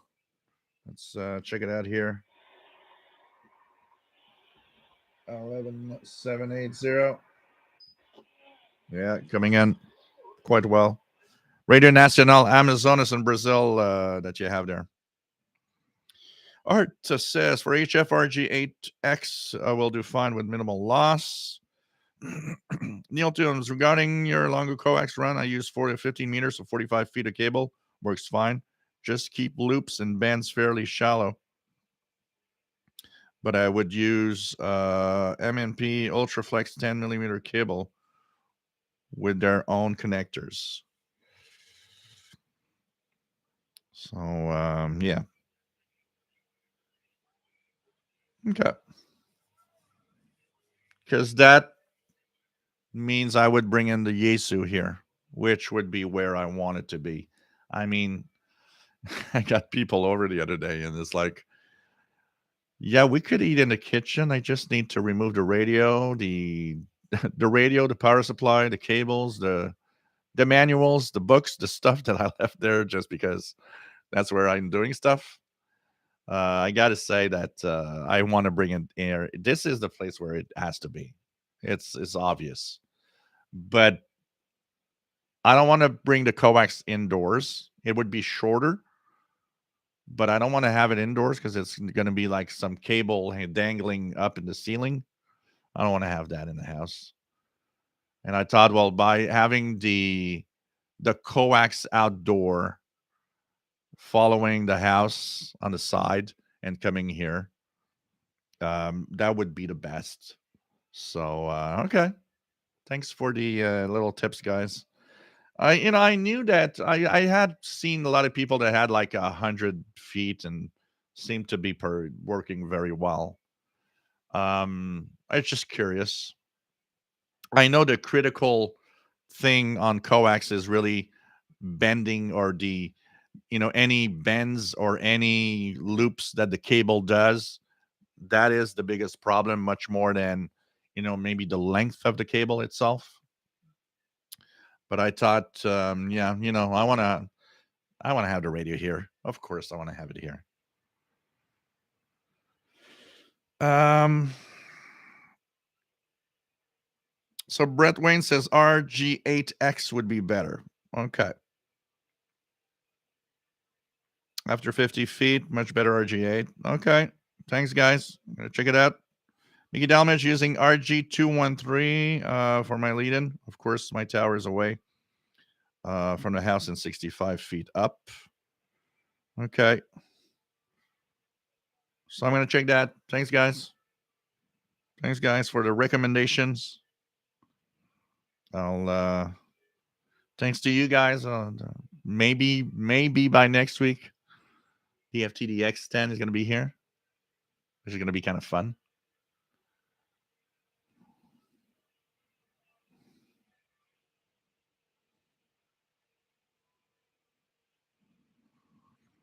What else do we have?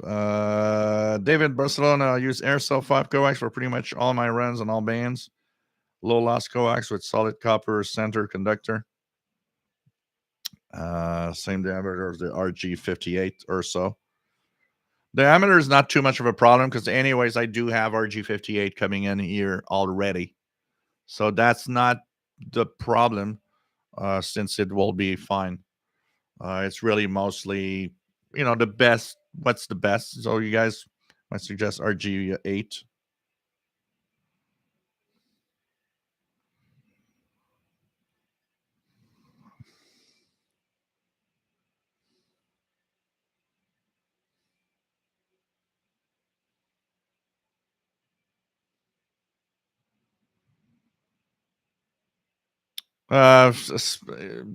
Putting it on the roof is kind of difficult for me. The best way is to keep it the way it is for all sorts of reasons.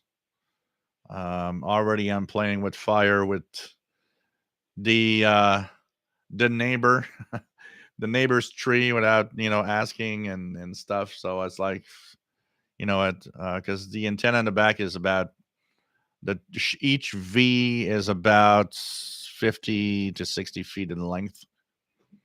It's better. It's better to keep it the way it is. The drawback of the antenna right now is a noise floor, a high noise level. But hey, that's the way it is. I got to live with that for now. And I'm still able to make contacts and have fun with ham radio. So yeah, it could be better. Yeah, I could have probably even more fun if it was lower noise. But I'm having fun, and at least that's the thing. And you know what? But when I compare an example, when I go to, and I'll be able to show you guys that actually here with the real radios side by side, a difference from listening to the same signal on the V antenna in the backyard and the same signal on MLA 30 loop. An example of that, I was telling you guys I made some contacts on 160 meters. My reception on 160 meters is way better on the MLA 30 here than it is on that V antenna full of noise because of the noise. But the higher I go in frequency, the less noise I have. And there's actually a point where that V antenna is better than MLA 30 on other frequencies. There are some frequencies where it definitely beats the hell out of MLA 30. So it's interesting. So RG8, RG6, and R40. I guess I'm going to go RG8. Everybody, there's a lot of people talking RG8. I'm going to go RG8. So RG8, it is. And the only thing I need to do is try to calculate how long I actually need. It's going to go all the way to the side of the house, do a 90-degree, and has maybe another 20 feet from the corner to the window and inside. So what I need to know is how long do I need from the back to the front? How long is that? Add that other 20 feet here and have some slack inside, because if I want to move the radio around, have a little bit of slack is kind of useful. That's where I'm at. And make sure that everything is as shielded as possible to make sure there's no interaction RFI inside the shack here when I'm transmitting. But man, I would love to be in this room with my FTDX10. I'm tired of being in the kitchen, honestly.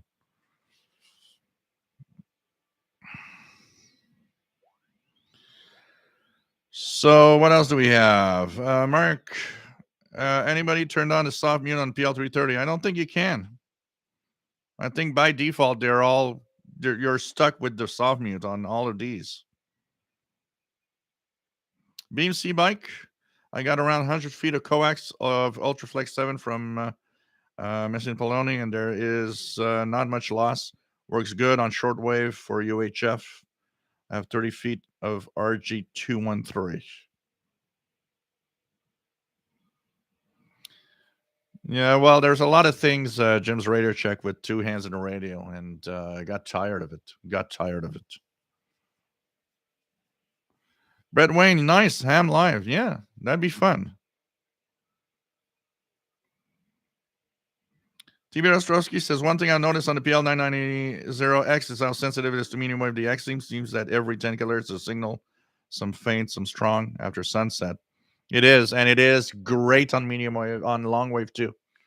It's one of the best portables I have. The 990 and the 501X are both the best portable I have, that when I want to just, without an external antenna, tune in to the Navtex transmissions from the Coast Guard on 518 kilohertz. They're the best in reception, just with the internal ferrite, not even an external antenna. A couple of times here in the room, and it's noisy here. In this room, I was able to decode Boston and Prescott, Ontario, Navtex with my tablet, and I just had the radio with, no external antenna, nothing, and I was decoding away the transmissions. Friendwater sounds like my place. Well, you guys don't see there. I'm not showing you that side. It's like I'm actually not happy with myself with that side. I need to clean up and brush up better a little bit here. I actually need to. There's so much stuff I could just store in the back shed that I should just put there and clean up stuff. Um, I'm happy I got there's, I'm when I had to actually move things around. One of the things that happened is I realized, when you don't use something for 2 years, do you really need it? That's the question you ask yourself at some point. Hey, Greg, nice to have you on board. Says going to try the online Kiwi SDRs. You're gonna have a lot of fun. You're gonna have a lot of fun. You posted a picture in the Facebook group. Okay, let me check. I'm gonna go check that out. F. Just gonna go see what that is. I am curious.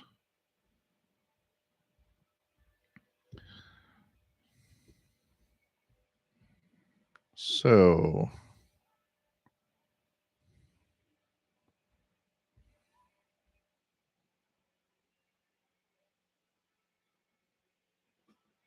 airband icon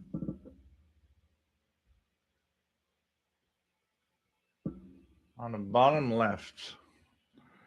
That is interesting. I don't have that on mine.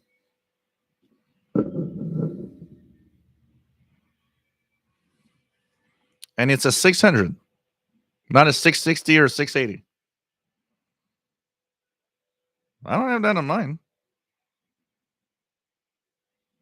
Because the only way to scale through the different bands with the two buttons on the bottom.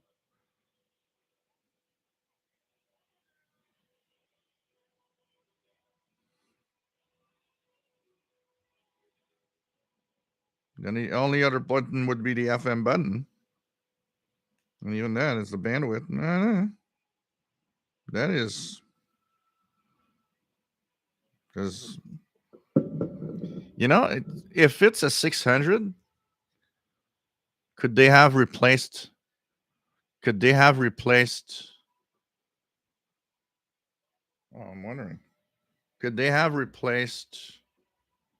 Because even at an angle, sometimes you could see other marks and other stuff. That my display doesn't even have that. That is weird. Could they be using the display of a 660 or a 680 in the 600? And that's why that icon's there? This is weird. This is weird. Let me check. What's my 680? Let me check with my 680. I'm going to check something. This is 680. Is it still here? 680. I thought the 680 was here. Yes, it is. It's there. That will confirm something. I'm going to check with the 680 over here.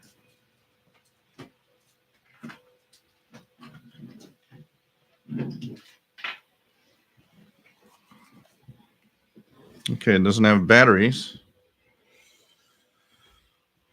680. So it doesn't have batteries. It does, but they're dead.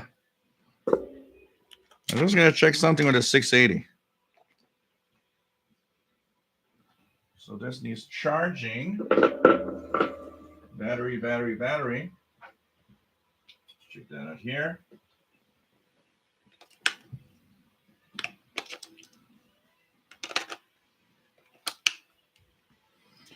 And for the battery compartment,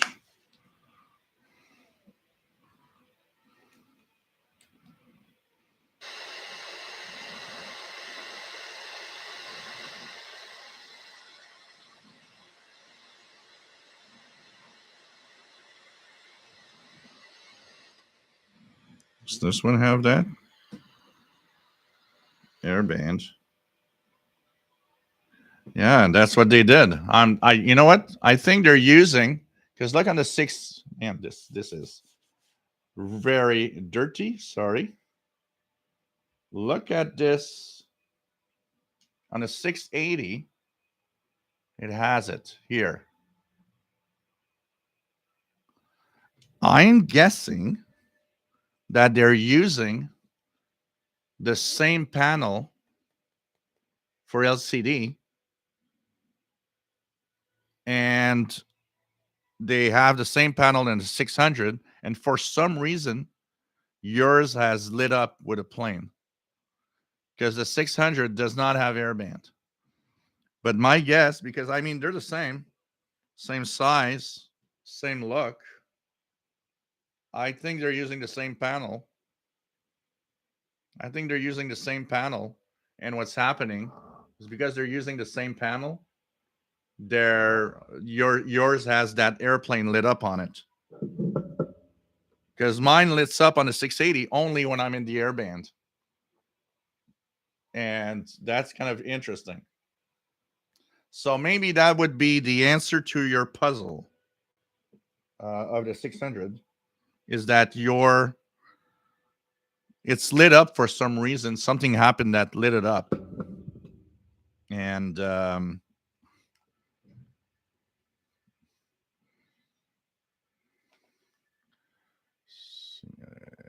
sorry guys, we're just gonna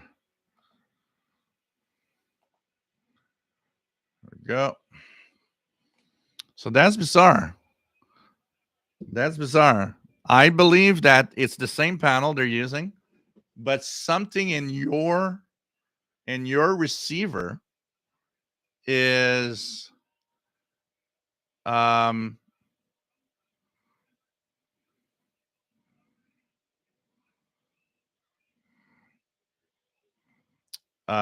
yeah, Sheldon, I was in my yeah, it's once a week. I'll change it after the live is done. Yeah, I probably made a mistake. So I believe they're using the same panel, and for some reason yours has the icon lit up, which is kind of weird. But I think they're using the same panel, and something I'd be curious if you remove the batteries for 24 hours, does it light off and stay off?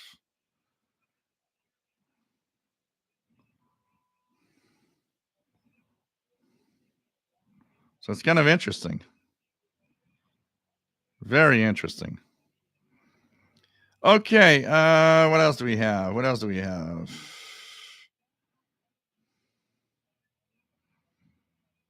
Brian Penny, I use Times Microwave Systems MLR 240 Ultraflex for HF. Check it out. It's worth the extra money, in my opinion. So I know that if I want, because there's another thing that I could do is if I want, um, you know, it's it could be used. I know some of the fancy good HF cables could also be used for, if I want to for VHF, UHF, it could be worth also checking that out.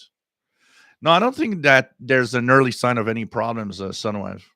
But it's a computer. There's kind of a small CPU inside of the radio. Probably that something made in the CPU, something made that LCD segment light on. It doesn't mean there's necessarily a problem. Yeah, it would have been funny, Ansel. I know.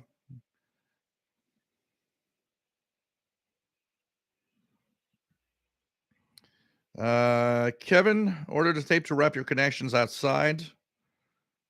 Yeah, make sure that everything stays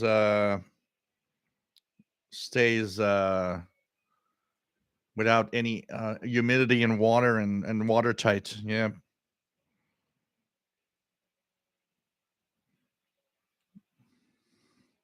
David Ostrowski, you got to move to Shefferville. Yeah, that's what I need to do.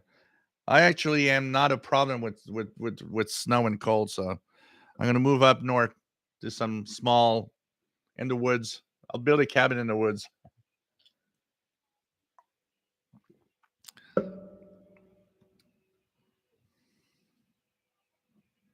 Take care, Paul. Always nice to have you here, VT Radio.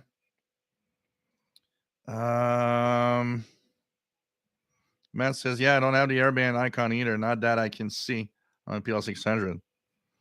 So I think what's happening is they're using the same panel, which fits perfectly. It's the same size, and for some reason your airband is on. That's the mystery. Yeah, that's Sheldon Harvey. That's what I think they're doing. My PL 600 does not, when I look at segments, seem to have that airplane. I wonder if maybe what they did a change in that panel. And what happened is that they started using the other panel with the airplane on it, but that icon should be off normally.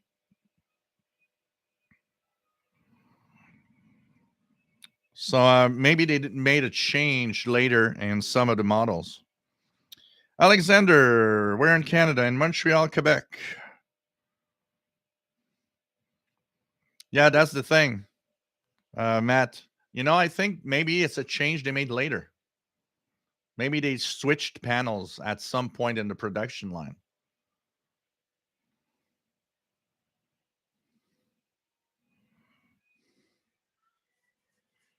Because there's no airplane on mine either, but mine is an what really, really old 600.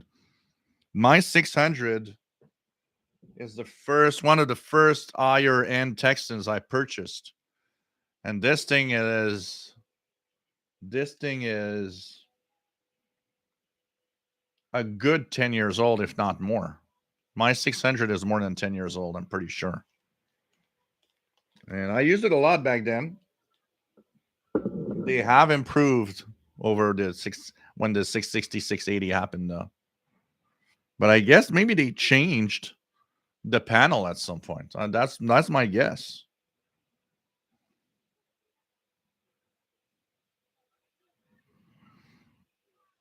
Oh yeah, definitely RJ Dakota. A lot of the radios have a panel that has multifunctions that, depending on where you are in the world, they are used or not. So depending on where you are.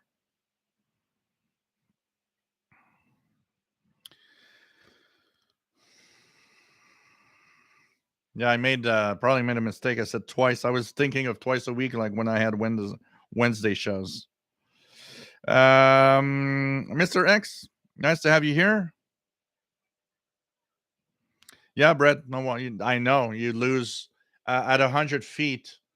You lose very quickly as you go higher in frequency. So I know you need good stuff for VHF, UHF, especially UHF and up. Storms, Rangers, and Cats. I would go FM and tune around 107.9. See if the tuning will allow you to go above. No, it would. It's not. But yeah, why not try it? Doesn't hurt. Megan Elmage, just wondering why the NIMH battery also show up on the radio, perhaps indicating the airplane icon gives a warning to remove the batteries. I know airlines have restrictions with batteries.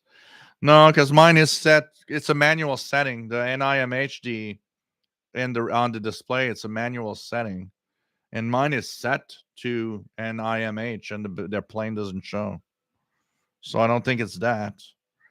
Richard Califano, nice to have you here. WA2157SWL in Albany, New York. Nice to have you here. Christmas show was a good one. Yeah, it was a lot of fun to do also. Thank you so much, Bob, for the nice tip. And have a good dinner there. For me, it's going to be pizza tonight.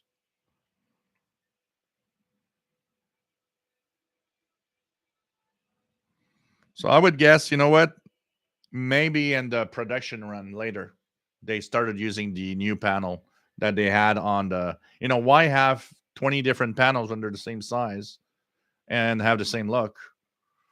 When they started making the 660, 680, probably said, hey, let's use those panels into the 600, you know?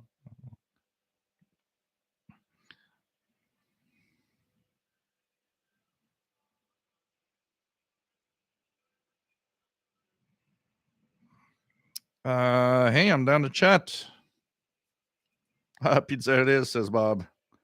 So anyway, my Ethon Elite Executive shows never lit DAB, but of course it's not a feature because it's in North American market. Yep. Brett Wayne says no plane on my 600. I guess it's how old is your? Just out of curiosity, how old is your 600? When did you purchase it? Just out of curiosity. Hey, you want to take a little time here, Sheldon? You want to talk about CIDX, the Canadian International DX Club? It'd be kind of cool. We have a club here in Canada that is the Canadian International DX Club, for those that don't know. And that is a great place to be if you are, a radio listener.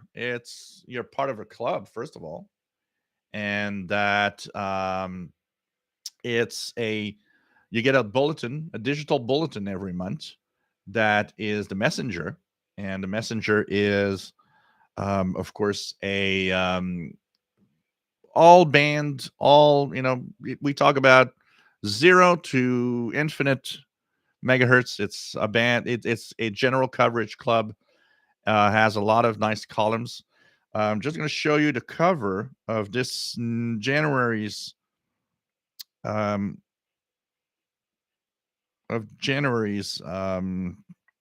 messenger that I have. Didn't I download it here? Yeah, I have it here. I'm pretty sure. Let me just check it out here. For some reason, it's no, yeah, date modified. No, I don't have it here. So I'm going to go back and yeah, I have it. I downloaded. That's fun when you do stuff and you're like, yeah. Yeah, no, that's not it.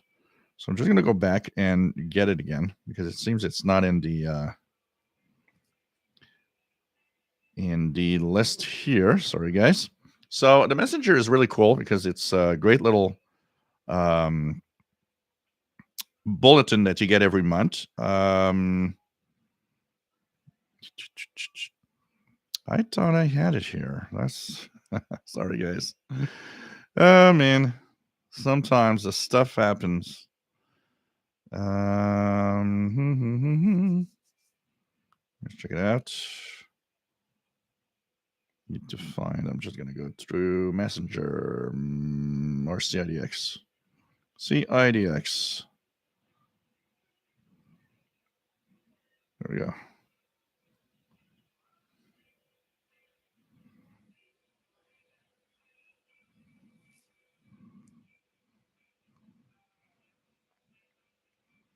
That's nice. Messenger. I can't find it anymore. Oh, nice. You want to talk about something and it doesn't pop up. Ah, darn it. Oh, well. Sorry, guys. But, anyways, the Canadian International DX Club is a great place to be. Membership is very inexpensive. You get a bulletin every month in your email. Talks about ham radio, talks about, I've got the utility column on it. Miki Dalmage has the very interesting QSL column. There's a medium wave AM column. There's a pirate radio scene column. There's, of course, Eric Cottrell has the amateur radio column, which is very nice. And all sorts of other details, radio reviews, news about events and radio, what's happening with radio. So there is definitely a nice little bulletin that you can check out every month. Now, if you want to have a sample copy, if you've never asked for one, you can actually have a sample copy. And for that, I would suggest that you guys go to a nice little website, which is cidxclub.ca. Free sample. You can ask for a free sample at sample@cidxclub.ca. So the email for the sample copy, I'll give you the website for the club. Here we go, copy. So this is the CIDX Club website, sample@cidxclub.ca. $10 for a year, 25 3 years. Everybody's happy. Like I said, I do the utility column. We talk about utility stuff. It's really a complete bulletin. You're part of a club also. There are advantages of that is you have a monthly Zoom meeting that you can actually join. And I mean, it is the place to be. Um, if you want to join a club and have a really cool little bulletin that's, I mean, it's inexpensive. Think about, you could you know subscribe to a magazine like Spectrum Monitor, which is great and all. I'll tell you, the quality of the messenger is very high for a club bulletin, one of the best I've ever seen. And the information you'll get in there, I'm sure, is going to be useful. It's going to be fun. There's all sorts of topics that are going to be for everybody. So do take the time to check it out. Ask for a sample only if you have not asked for a sample before.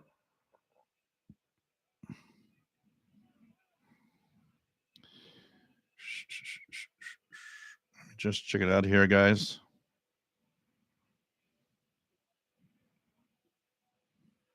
I don't get it.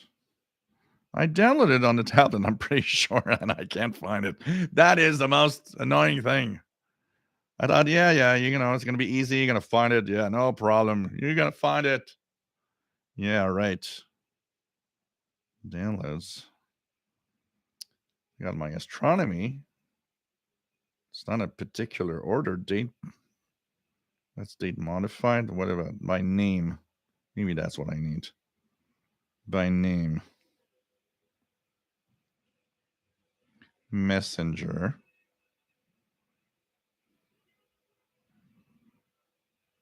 By name. Any. July, August, February, March, January. But is that just January? New, that's last year. I got every edition except the one for this month. Okay, sorry guys. Well, I wanted to show you the cover. I look like an idiot right now. Sorry. Oh well, I guess didn't work out the way I wanted. So, anyways, great place, great bulletin. Check it out, and hope that everything is all right with that. You should have audio, as there's I see that everything's up and running. So just check out your own settings for the audio. So it's a general coverage club. You'll have a lot of details of everything, and I mean, what you got to lose? $10 for a year is really not a problem. It's inexpensive for what you get, and you get quality information.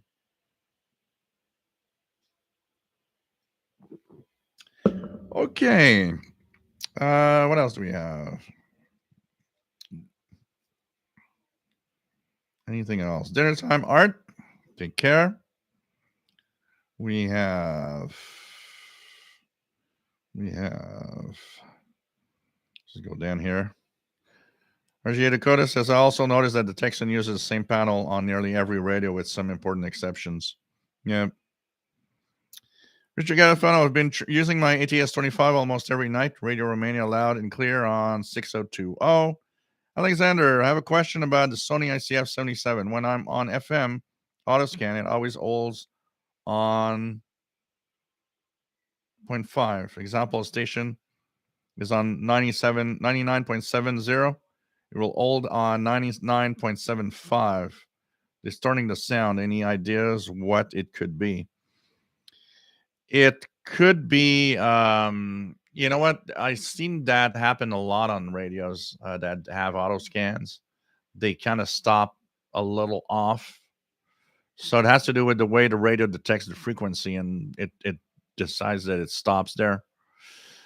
Maybe it's because the radio needs maybe some kind of readjustment. Maybe there's, the circuit is a little off.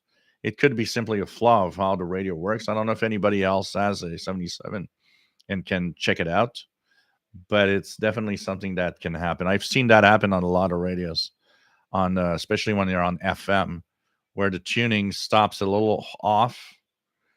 Now that said, it's not off that much. It shouldn't distort that much, but maybe it's a sign that the radios needs to be calibrated a little bit. Maybe it's, depending on how old it is, maybe it got off frequency slightly. David says you shouldn't have missed the stream Santa made. It was a great show. Man, I don't know, but I want to thank Santa because I mean the guy did me a great favor in taking my place that week, and but boy, it was so difficult. I was so tired because I actually had to go on the sleigh and actually give all the the, the gifts and the presents. I gotta tell you, it's a tough job. Going down chimneys, I you should try it. um, what else do we have? Sunwave. Sometimes I wonder if there's a way to interface CPU radios with features disabled in code. They will never tell how. Yeah, what I hate about one of the things I hate a lot about the um, the radios with firmware is that it'd be fun if we could firmware upgrade ourselves. You get a radio, it has firmware, has a bug in it. You have to return it to the manufacturer. It's a bunch of crap to do, honestly.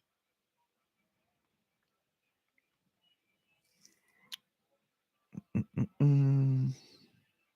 Some people would turn on some of those features with that. I'm sure. I'm sure.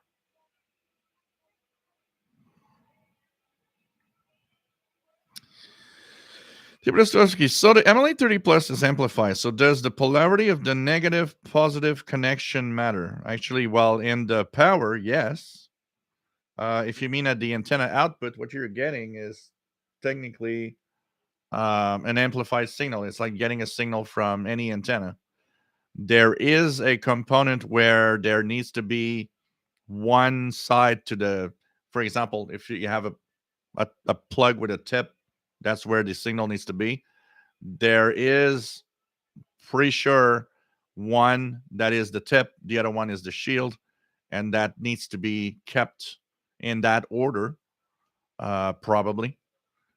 When I did manually with just putting the wires together, couple my portables, I noticed that there's one way that it receives better than the other. So there's definitely I wouldn't call it a polarity, but there's one side that is the signal and one side that is kind of meant to be the shield around it, for sure. So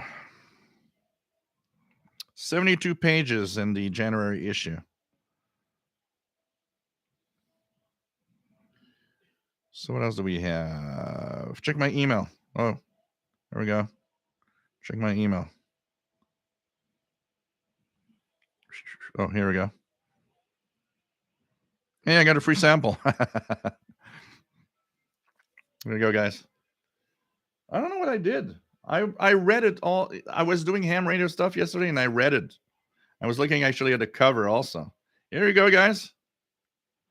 The sample copy will look like that in your email if you ask for one. This is the cover. And what do you have in here? Look at that. You have all sorts. You have the information from Sheldon with the managing editor, headquarters report, board of directors report. You've got a broadcast band column, a very interesting column for QSLs, world of utilities, shortwave logbook, free radio scene, world of radio info, and you have links to schedule information online, useful websites. You have shortwave station resources, which is that, the DX program guide. You have not just listening, which is radio related things that are other, not radio, but they're radio related, but they could be on in a movie, in a book, whatever. Plodding along from John Figliozzi. Skip N2EI has the Uncle Skip's bookshelf. This month, he is talking about this Morse code CD to help you learn Morse code, but he talks about books, ARL radio books, and all sorts. Technical topics will have all sorts of topics that has radio related antennas. It could be radio reviews. There's Eric Cottrell, which has the ham radio news and news, and of course CIDX news and notes, what's news, propagation report, and 72 pages this month. So guys, why not check it out? If you have not asked for a sample copy, you should. If you're not subscribed, you should be. This is a great little bulletin that you'll get in every month. And, it's not expensive, honestly. If you are in like radio, you will be happy and love to have this bulletin. It's a PDF. There's no paper bulletin. It's a PDF bulletin that you'll get. Okay, what else do we have? Rusty Reynolds, nice to have you here from Central Arkansas.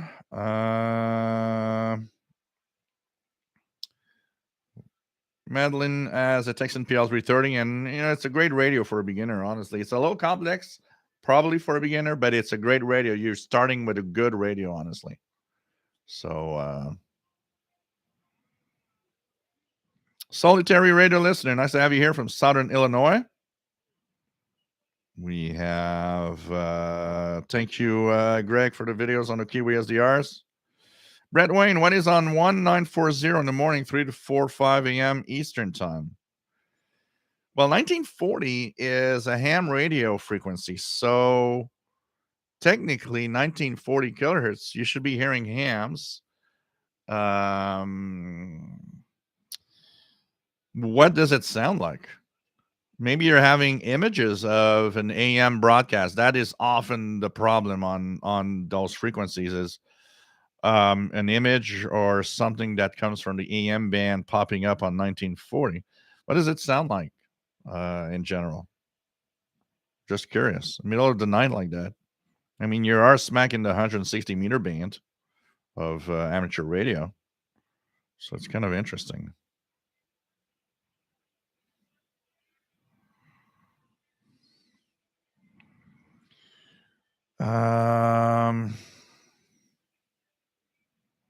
What else do we have? Yeah, it's a Fire tablet. It's a 10-inch Amazon Fire tablet that I've modified to be able to have the Google Play Store in it. If you guys look for a cheap Android tablet that is pretty good for the price, the Fire tablet, this is a 10-inch version. The Fire tablet is really good. I'm happy with it. And it comes, of course, any Amazon tablet comes with their own system. And what happens is it's you can actually, if you go online, it's easy. There's all the instructions on how to side load the Google Play Store and have the Google apps on the tablet. You'll be happy. It's not super powerful, but it does everything. And with the Android store, with the Google Play Store on it, I've been able to install, for example, all the decoding software for the digital modes and stuff like that. Price versus performance and what you get is really, really nice, honestly. David Ostrowski will join a CIDX in the next cycle. Christmas was costly this year.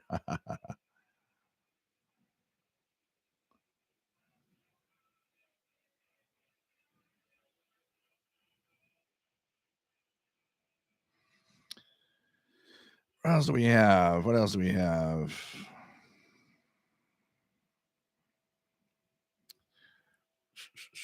So you got AM talk and music. Yeah, you've got something from the AM band that pops up there. Go check the AM band with a radio. Tune 1940 and take another radio, portable, anything. Tune your AM band. I'm pretty sure you're going to find a match from 1940. 1940 is what? So if you look at a 970 kilohertz, That will be 1940 times 2. So look at 970 kilohertz, and it could be that. It could be that. That would be the one. 970 times 2 is 1940 kilohertz exactly. So that would be what your problem is. It's maybe the second harmonic of 970 that you're getting. Next time you hear it, go to 970 and match. Probably a second harmonic. Probably not an overload, especially if you're using a good equipment. It's not an overload. It's an harmonic. So you're getting the second harmonic from 970.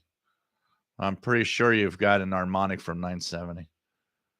Check that out. Next time, go directly to 970 and try to match it.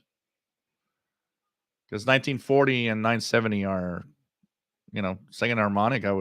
The only other, what is it, a radio that is it a portable radio that you're using, Brett, for that? Or is some higher end equipment like a ham radio, out of curiosity? Because the other thing, or an SDR, another thing that could be ham, yeah. Ham gear, I don't think you've got overload. I think you've got a harmonic from 970. Check it out next time and come back to me. Let me know. If you'd be using an SDR Play device, I'd be telling you that it's possible, because it's not impossible. On the SDR Play, there's one flaw. If you have any of the SDR Play, RSP1A, RSP Duo, RSPDX, they all exhibit one little flaw, which is a image from a shortwave signal popping up in the lower frequencies. A lot of that I've seen over time.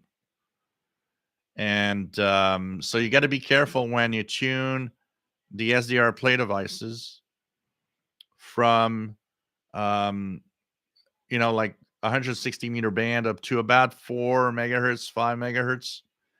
You might have a pop-up of a shortwave broadcaster somewhere in there.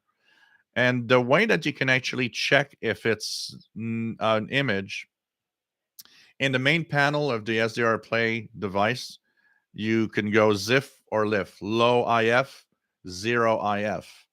There's a button. When you click on it, it switches. Usually when it's an image, when you click there, it's going to go away on one mode, and you click back, it's going to come back. So that's one little flaw. You got to be careful. It's easy to think there's a signal where it's not in the lower bands. When you go above 5 megahertz, it's not a problem anymore. I've never seen an image in any of the other frequencies, but I've seen it happen below 5 megahertz. Just be careful if you're using an SDR Play device. Just be careful. The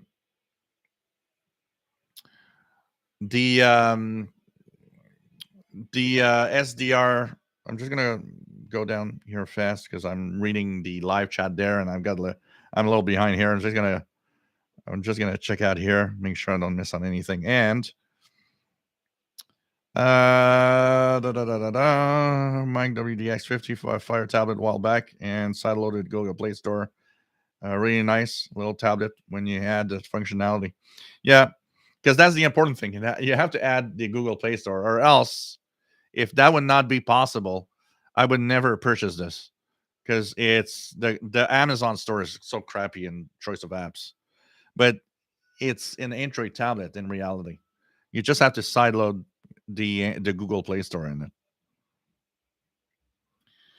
Oh, Richard,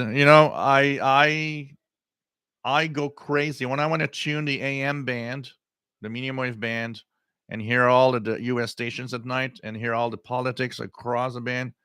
Man, it's enough to go crazy.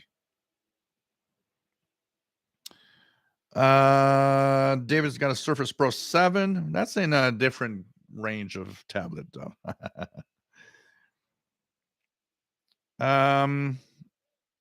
What do you think about the new FMCB radios in the USA? Says Robert Osborne.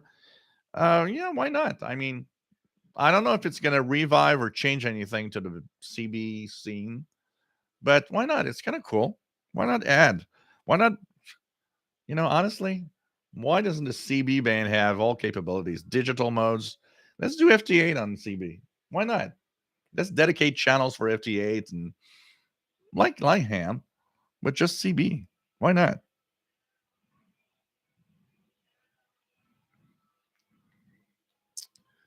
Um, what else do we have? Just real check. I don't think FMCB is going to take off.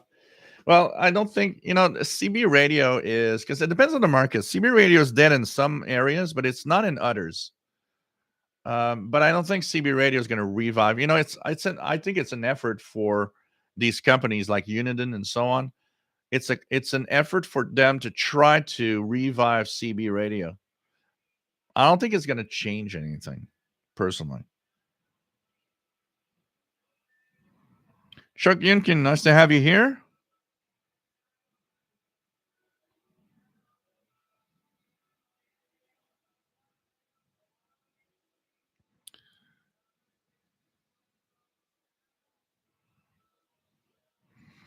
Darren Rogers. Okay, Robert Cross says HDR play any good? They're great devices. If you don't want to compare to an RTL SDR, where you need to fiddle with a driver in Windows and all of that, the SDR play devices are great because it's plug and play.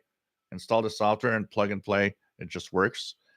It's about to become, apparently very soon, even better because the new software coming up for SDR Uno will be Windows, Mac, and Linux, which means no more. I have to be in, I have to be in Windows to use an SDR Play device because that's where it works best with SDR Uno and blah blah blah. When that multi-platform software comes out, that's going to be great. Now everybody's going to be able to enjoy equally a good software that runs an SDR, and that's going to be great. So that's going to be nice. But SDR devices are great. I had the RSP1A, which I gave to Sheldon, and I now have the RSPDX. Love it. It's my go-to SDR most of the time. And it's some people will talk to me about the AirSpy HF Plus and so on. For shortwave, they're great. The AirSpy HF Plus is a great device. And if you go for that, it's going to be great. But the difference, the main difference is if you want to have a wideband receiver that goes up to 2 gigahertz, the SDR player are great for that and very sensitive. I mean, I've been listening to amateur radio satellites on a 2 meter SSB with my RSP devices. So they're great all around performers.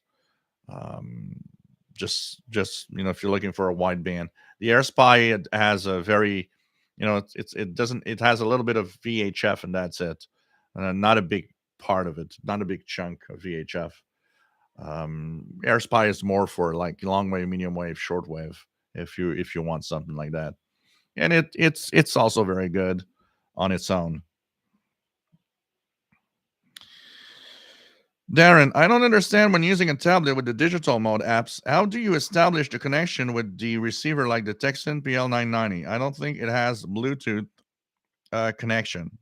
Honestly, if you've seen some of my videos, like the ones I posted a couple of days ago, where I'm decoding Navtex, just a microphone. Just be quiet, use the correct software, and just with the microphone on the tablet near the speaker of the radio, works fine. You'll be decoding everything. It's just that you need to be in a quiet environment, honestly. If you do have to do a connection, there is no easy way on most tablets because most tablets have um, audio connections that are USB-C or USB in some way or whatever. So that could be a problem if the tablet you have does have a still like a standard 1/8 connector for the headset. That could also have the audio input in there, but for the most part, just keep the tablet near the radio speaker. It'll be fine, and you'll decode.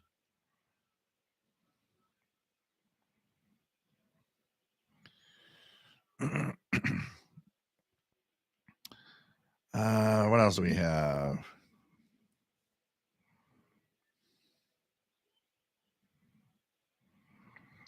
Brett says we talk on 1970 in the morning, 5 or 6 of us. We all hear it. Yeah.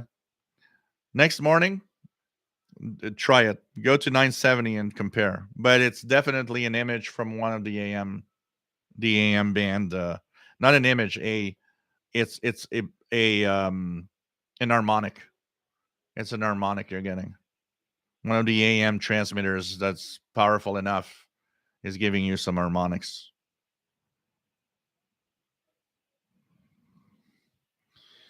RJ Dakota has small portable Sony SRF A100 AM stereo speaker and Sony boombox that played AM stereo. John McClure has got an SDS 100. Wow, cool. Yeah, the Surface is a league of its own. It's a Windows device.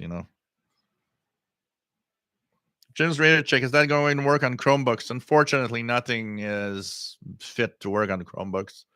For several reasons. A lot of the Chromebooks are low powered devices. The problem with Chromebooks is they're running their own, Android variation if you want. There's nothing for Chromebooks. Will there ever be something for Chromebooks? Really? I don't know. It's like an ESDRs on Android, or somebody was asking me, is there any way that an SDR going to work on like an RTL SDR or a SDR Play could work on an iPad? On Apple devices like iPhone, iPads, it'll never work because they log down the system. So the resources necessary to have the software connect to the hardware can never happen. So that's because they lock down the system pretty much. On Android, there could be a possibility. There was the RTL SDR. You have SDR Touch. There could be a possibility if someone really wants to on Android devices, you could have all the SDRs working, but you have to have somebody that's going to build the core of some software that will work there. But on Chromebooks right now, choices is pretty much zero. KW61, by coincidence, Coast to Coast is going to have a program about people going crazy by listening to AM radio at night. I'll be part of them. Sheldon, 2 sample requests received.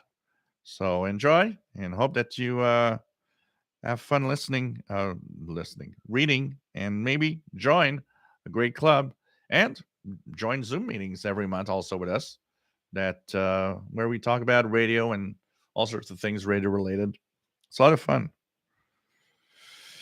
Chad James, first timer here. Are you and the bands anywhere or just scanning shortwave radio?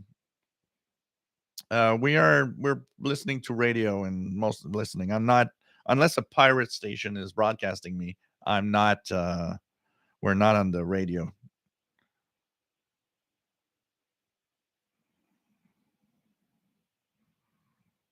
What else do we have?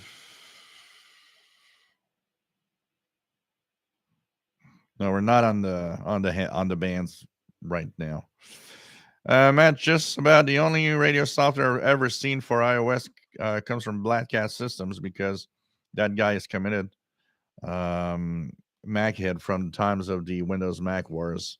Yeah, he's pretty much the only one that does a majority on the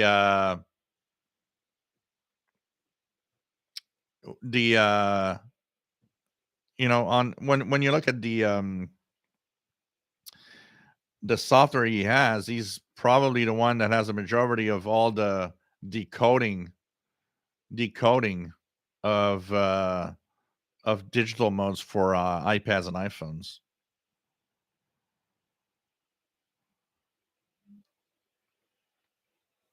Um, if it's Snyder, is there an email for getting notified of the Zoom meetings? What day and time are they? For CIDX, the Zoom is once a month. The information is in the messenger. So you have it in the messenger. And if you are a member of the CIDX, you get a reminder email to tell you about the upcoming Zoom meeting. Open for members only, by the way. So you have to be a CIDX member in order to join a Zoom.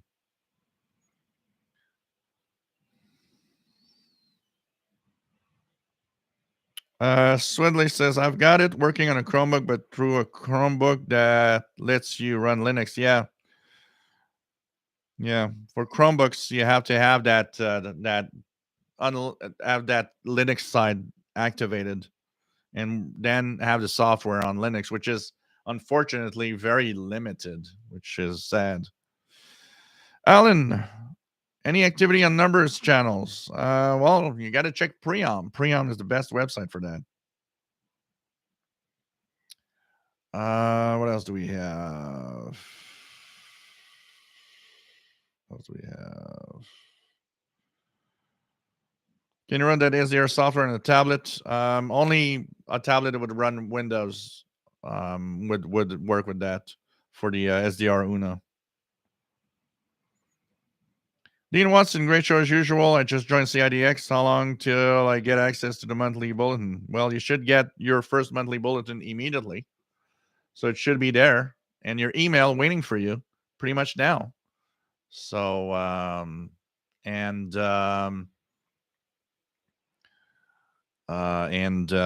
you have access, you'll have access to the monthly Zoom meeting. The next one is on, I believe, January 22nd, something like that. So, so you should have your first bulletin now. Usually when you get your membership, doesn't take long that you have your bulletin in the email. So check it out. Marvin Montz, just yesterday, NHK Public TV interviewed me and my old shortwave radio in a short segment about do it yourself and how I started a career in building things from my shortwave hobby. Will air in about a month. Oh wow, that's cool. That's cool. The CIDX Club has about something around 250 members right now. Robert Cross, will we be doing another Zoom meeting again to meet like we did before? It's something that I'm thinking about eventually. So hang in there. We're going to check it out and see how we can maybe set up a future Zoom for that. Definitely. We'll check out. So any details, we'll talk about it for sure. So really cool. And it's nice to have everybody here. So, hey guys, we've been on for 3 hours, and Dean says when I send my to PayPal, I did not see anywhere for my email. Maybe it's in the background, so I put it in the comment field. Thanks. Okay, yeah, yeah. Well, there's not 250 people showing up for the Zoom. I can tell you that. It's like everything. In the next few days, I'm only 27. Just to tell you guys, I'm only 27 members away from reaching 40,000 subscribers on the channel here. So there's going to be a thank you video probably coming up in the next couple of days as I will reach 40,000 subscribers. Not bad for a shortwave dedicated channel. Can tell you that. So hey guys, take care. And it's always fun to be here. We'll be back next week at 20 hours UTC. Talk about radio and If you have a question you want to ask next week, okay? Next week, I will be answering questions that you're too shy to ask. I will keep you anonymous. You can send it anonymously in some way, and I will answer all the questions that you're too afraid to ask. Send your questions to official shortwave radio at gmail.com. And that's where you can send your questions. And we'll see if we get any questions from people that never wanted to ask because they think that maybe it's dumb or whatever. So we'll check that out for next week. So thanks, guys, for being great fans, for being here. Thanks for the tip. And see you next Saturday at 20 hours Universal Time. That's going to be, once again, another radio fun time. Take care, everybody. Stay safe. Have fun. Hey, join CIDX. Great club, great bulletin. And we'll be able to participate in our Zoom every month. Bye, guys.